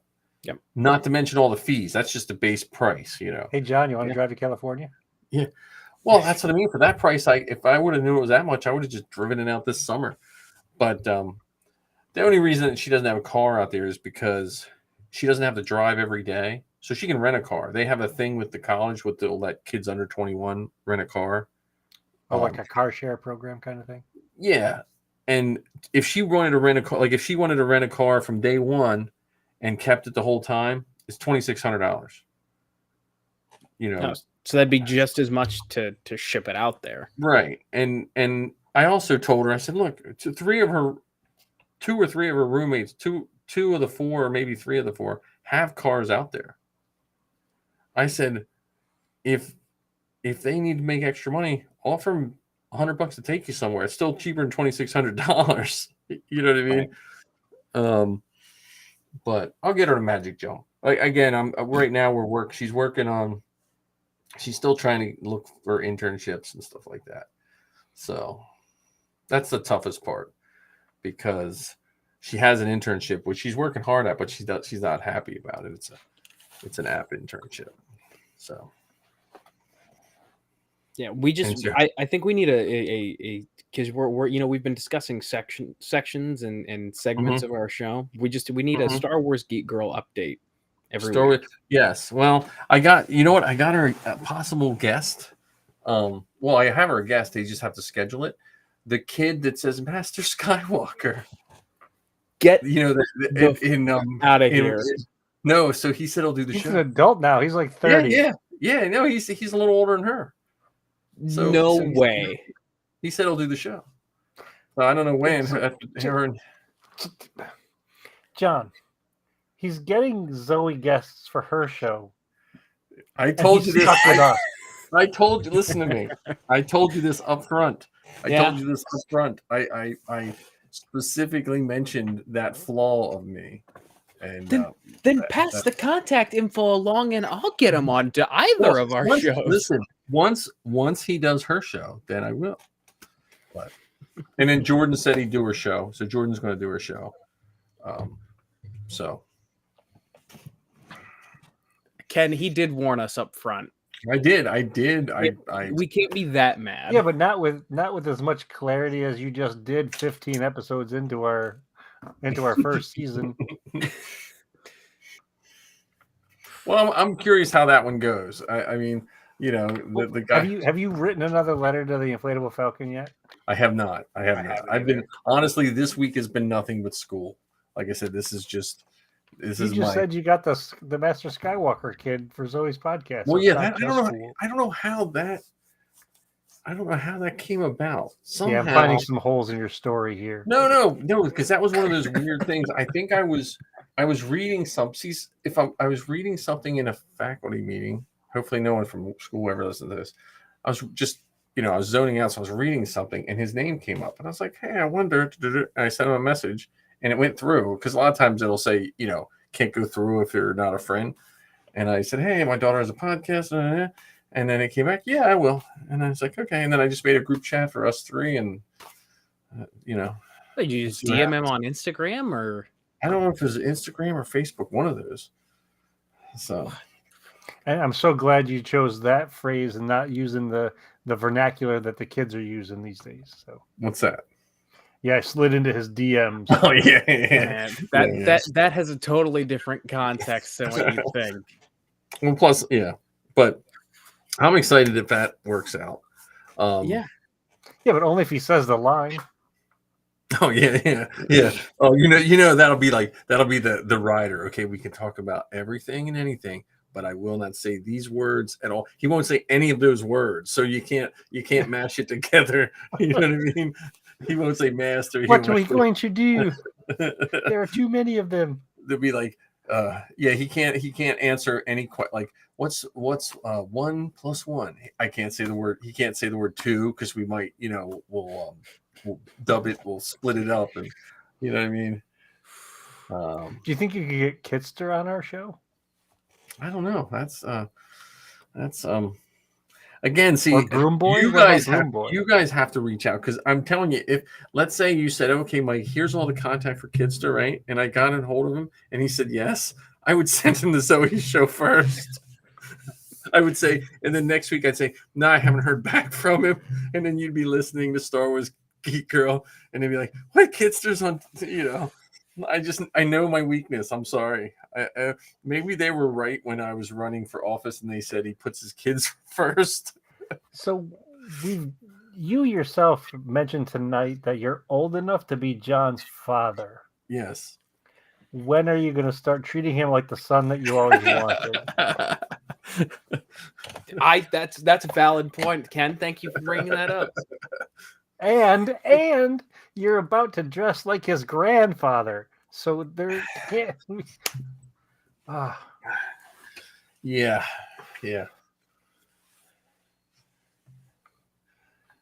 Oh yeah, Nick said Kitster was in the most recent Vader comics. He was? He really? Now I have to get back into the comics again. Thanks, Nick. You just cost us all $5. Which issue, Nick? I need to know. Yeah. So I don't waste my time looking at the wrong ones. Yeah. Wait a minute. What's your expectations for Andor? We just talked about that, but why is there a Nazi sign after your thing? That's a little off-putting. Yeah. Well, that person may not have been on when we were talking through all that stuff with Andor. Yeah, we did do an Andor. I gotta put I gotta somehow get rid of that. That I'm sure you didn't mean anything. I hope you didn't mean anything offensive about it, but that Nazi sign really bothers me. I'm sorry. Oh, it's a typo. Okay, thank you. Maybe I should get this new comic. Yeah, let me see if I just don't. I'm sorry. I don't. Someone type some stuff. I just want that. I want that Nazi sign to go away. I'm sorry. It's just. Yeah. I'm not trying to be over. I'm just gonna take us down now. One of the other expectations I have for Andor are lots and lots of new costumes. Yeah, well, and I think this is just like the Mandalorian Mercs was a heyday for the Mandos. I think this is going to be Rebel Legion's. I mean, I think you're going to see 501st and stuff like that, but I think Rebel Legion is going to see. Well, I think it has a potential for both. To your point, I mean, think about just the different director costumes that we've seen, and the I don't know what if they're special guards or whatever. So I definitely think that, because it's 24 episodes, and if the episodes are half an hour long, that's it's each season is 8. So this first season is only 8 episodes. I thought they were doing 2 12-episode seasons. Maybe I see. You could be right, but I thought at the panel. I thought at the panel. What's his face? The director said 3 of 8, but he might have said. I don't know. I have to go back and rethink. Here, I'm posting up. Nick posted there. Nick posted up the Vader stuff for people interested in the Vader comics. Nick always comes through, man. Yeah, there we go. Yeah, the thrift store. Well, again, what's going to happen is someone's going to find out. Someone like Nick. Again, if you're not following Nick Hall and all his stuff on Facebook and stuff, you're missing out. But someone like, with Nick's skills is going to find out what each piece of clothing came from. Like, some Denmarkian World War II surplus T-shirt or something, and they will have been free at thrift shops one day, and then they'll all be on eBay for like $400 the next day. That's going to be the rub. Yeah. But the blaster, just real quick. First, it's 2 12-episode seasons. Okay, and so then the first 3 episodes are going to be almost 2 hours long between the 3 of them. Okay. Yeah. Well, so then maybe he was talking about they were trying to get a 3rd season of 12. I don't know. I for some reason I thought he said 3 seasons 8, but I think you're right because now that I remember, I think he was saying the season was longer. The other thing I had heard related to Andor was that there were going to be 3 episode arcs at some point. Oh, nice. And each of those arcs would cover a span of time. So it wouldn't be episode 2 follows immediately at the end of episode 1, that there'll be space in between them. Yeah. Mm-hmm. Well, the main thing I remember him saying was when the season ends, when the show ends, it will walk you right into Rogue One. Yeah. That's awesome. Yeah, because they were talking about the second season was going to be, so the first season's supposed to take place over several years. Yeah. And then the second season's supposed to be a little more concise and then walk you, like you said, walk you into Rogue One. So if they're wanting to get a 3rd season pushed, I mean, now is almost the time that they're going to have to do it. Yeah, I can't see. For some reason, I was thinking they were saying 3 seasons of 8, but I could be. I was running on like no sleep at Celebration, so I could have heard. I just heard numbers. That's right. We'll only blame you for not getting guests on our show, never for being tired. Well, and yeah, well, he did get Matt. Who? Good point. You got Matt on our show the one time. Matt who? Oh, Matt Mickelson. Oh yeah, sorry. I knew too many Matts. I was like, did Matt? I was thinking of another Matt. It's like no. Where this show's gone so downhill. What are we doing? We were so on point. We were doing well, and then but yeah, I mean, I don't know. I think Andor is gonna. I think for the Rebel Legion and for those costumes, the costumes look very nice, very organic, and I think. Do you think ET will show up in Andor? I don't know, but did you see the one Tim O'Sullivan's building? No. Is he building an ET? Yeah. And he has it on Facebook and his Instagram. And it's beautiful. It's better than ET, because his Baby Yoda is better than the one, other than the one they actually use for the show. It's better than anything else I've seen. He still hasn't accepted my friend request. Oh, boy. You see his ET? That is insane. He's not far from you. I mean, he's in your state. He's in your garrison. He's in Dayton, though. He is the big. He is the big furry creature. He has a bunch of the stuff that could be in Andor. Like he's going to be on a heyday with that. My only concern with some of the Andor costumes, if you don't put them with other Star Wars characters, they're not going to look Star Wars. Like some of the Rebels. Mm. You know what I mean? Like that's maybe. Right, but I mean, I'm just saying, like they're the kind of costumes you have to watch if you're walking down the street dressed as a rebel soldier carrying weapons, someone might be like, wait, Yeah, or not even weapons, just carrying tools. Yeah. So this gentleman wanted to know, said something about Andor being a sleepy janitor, and I think Andor is going to start off as a child. Yeah. And to his point about diversity, there's going to be so many different folks because they are going to be at the street level. They are going to be showing, the impact that the Empire is having on citizens in different places. Well, yeah, they're going to show, like, if you read the one book that had the background of Rose Tico's family, the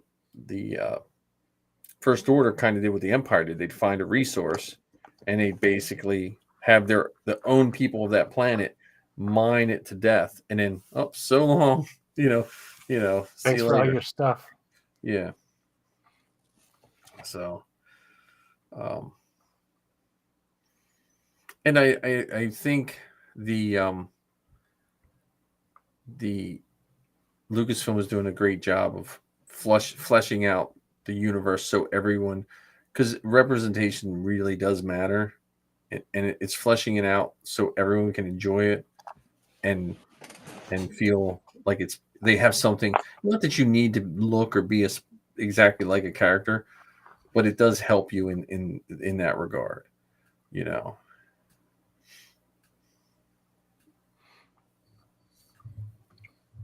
it's just amazing how they're doing much more about just the common folk, not the folks that have magic. Yep. Not the folks that are highfalutin and deeply embedded, like Admiral, or not Admiral, sorry, Director Krennic. He was connected at the highest levels of the government and so on. So they're showing all of those different layers, and it'll be interesting to see which droids show up, because there's that one red droid that has the treads. Was it a 2 EMO or whatever? Yeah. And I think the second season we're going to see where K2SO came from. Yeah. I blocked that cream. I think that cream pie person was just slowly using racial stereotypes to be a jerk. Well, I think it was from that typo. Yeah, I don't think that was a typo. We should have known, because I don't think you can accidentally, if you're accidentally putting a swastika out, then your keyboard is configured. And I don't know how I accidentally. We give them the benefit of the doubt, but you go.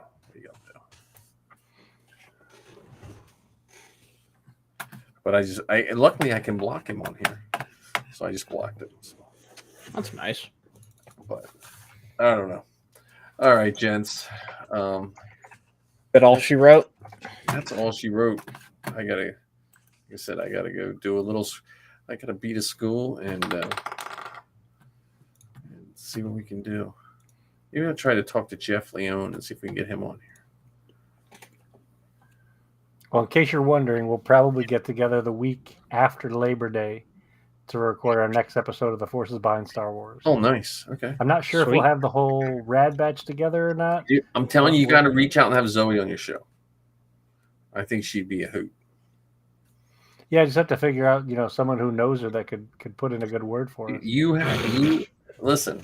If I constantly tell her, but if you reach out to her, she'll answer quicker. The only person she listens to quicker than me, though, is Sal. She'll listen to him pretty quick. But I think she's doing one with Eric Struthers this weekend. She's doing a podcast with him from Bad Motivators. So, how about you, John? When can we expect to hear the next Beskar bucket? Still transitioning to a new job, so probably not this week, unless I magically find time in the next 24 hours. But I would say probably next week at the very latest. Is your mom the next one? You'll hear your mom's side of the story. Oh, Jesus. I can only imagine what that conversation... That'd be a 10-minute episode. Yeah, but it'd be a really funny 10 minutes, because it would probably be about how she wanted to kill you and your dad for all the toys that you were buying. True. She came this close to being to being jailed for making her family 2 people smaller. I'll roadmap how that episode would go. So it would be, I hate that your dad indoctrinated you into this cult, but I'm glad that it makes you happy. I don't like how much money you spend on it, but I'm glad that it makes you happy. And that would be it. So, which really, it was my grandmother who indoctrinated me into this. Well, Which and that you story can say is that shared she often. indoctrinated your dad into it too. She was involved in that. Yeah. Yeah. And what's your nickname for your grandma? Is it Nana? Nana. Nana. We're Italian. Yeah, so you blame her. Like it's her fault. Yeah, right. See, we were Italian and we called him Grammy. So I mean, we were bad Italians, I guess. Well, we're Sicilian, so that's We are too. We are too. What's the matter with you? My grandfather never ate pizza. We ate pierogies. We came from whatever Italians ate pierogies in Sicily. That's another whole episode. I have my grandfather's father killed a police officer during a strike in Pittsburgh in the early aughts of the 1900s, and I have the transcript of his trial, and then he was killed in jail or something like that. And so my grandfather was raised by a single mother in the teens, and then I wound up being raised by him, and then your dad was so worried about telling people that he changed the prices on a Star Wars toy. Yeah, I know. And I'm a criminal. Well, I mean, criminal. I was raised by criminals. No, I mean it's. But yeah, my grandfather was a blonde-haired, blue-eyed Sicilian. Then his hair went gray young, but he had like olive color skin. But yeah, they were the Velladas. See, where I live in Lancaster County, up until I would say the late 60s, early 70s, you could not get hired in Lancaster County with an Italian name in any of the bigger trades. So most of my grandfather's family changed their last names they dropped them, like to whatever, because it's Chester County line, Lancaster County line, and like the Mennonites and Amish wouldn't hire. They called them foreigners. They wouldn't hire Italians. Was your family on that side big? My family? No, not really. I mean, we have cousins and stuff, but my grandfather had like 2 siblings. So there wasn't a lot of Velladas? No, not a lot of Velladas. But his cousin's name was Ballada with a B. And my grandfather's with a B. It started with a B, and his name started with a V. And he just said he thinks they could never pronounce it right. Go on, Ken, make your joke. There's a pause there for you. There's one in there, but yeah, I think I'll just end on a lot of balladas. And then we have my grandmother was from Missouri, so she was like hillbilly all the way through, and then she met my grandfather, and he said when they went to visit in Missouri during World War II, his family went on and on about how they didn't like Italians and Catholics and black people, and my grandfather as well. I was 2 out of the 3 that they didn't like. So it's a weird upbringing. Did they cook with a lot of cheese? No, we ate potatoes. Like that was 90% of what I grew up on was potatoes. Like now, if you're rich, it's called potatoes multiple ways. Ours was just okay. We're gonna have baked potato. Like you would have like a piece of ham, like that would be like one person's portion. That would be a piece of ham like that with potatoes and green beans, and that's all we'd have all week. They just make a big pot, and you'd have potatoes and green beans for like until you ran out, and then you would have, and then once a year we had hot dogs and cupcakes, because my grandfather was a house painter, and he would paint this one bar every spring, and half his pay they would give him a case of hot dogs and a case of tasty cakes. And so 1 week in the spring, we were always excited to have hot dogs and tasty cakes. I lived a simple life, man. How I was about trying look to at you figure out how now? to slide ricotta in there, John, and that's where the cheese question came from. I don't have damn that. it. Sorry. Nope, we That the didn't have no mulattoes cheese. cooked with ricotta, No. but there wasn't a lot of them, so it was a little bit. You And my still found a grandma- way to slip that in there too, which is the worst part. That's what makes it Yes. even worse. No. And then my wife's family's Hurleys. They're Irish. And Zoe used to think Irish and Amish were the same. Like she thought that was the same word when she was really little. So she would tell people that she was Amish. We're like, no, you're not Amish. The only other good story was Zoe was little. She was in here. I'm gonna stop this live stream because I don't want my kid to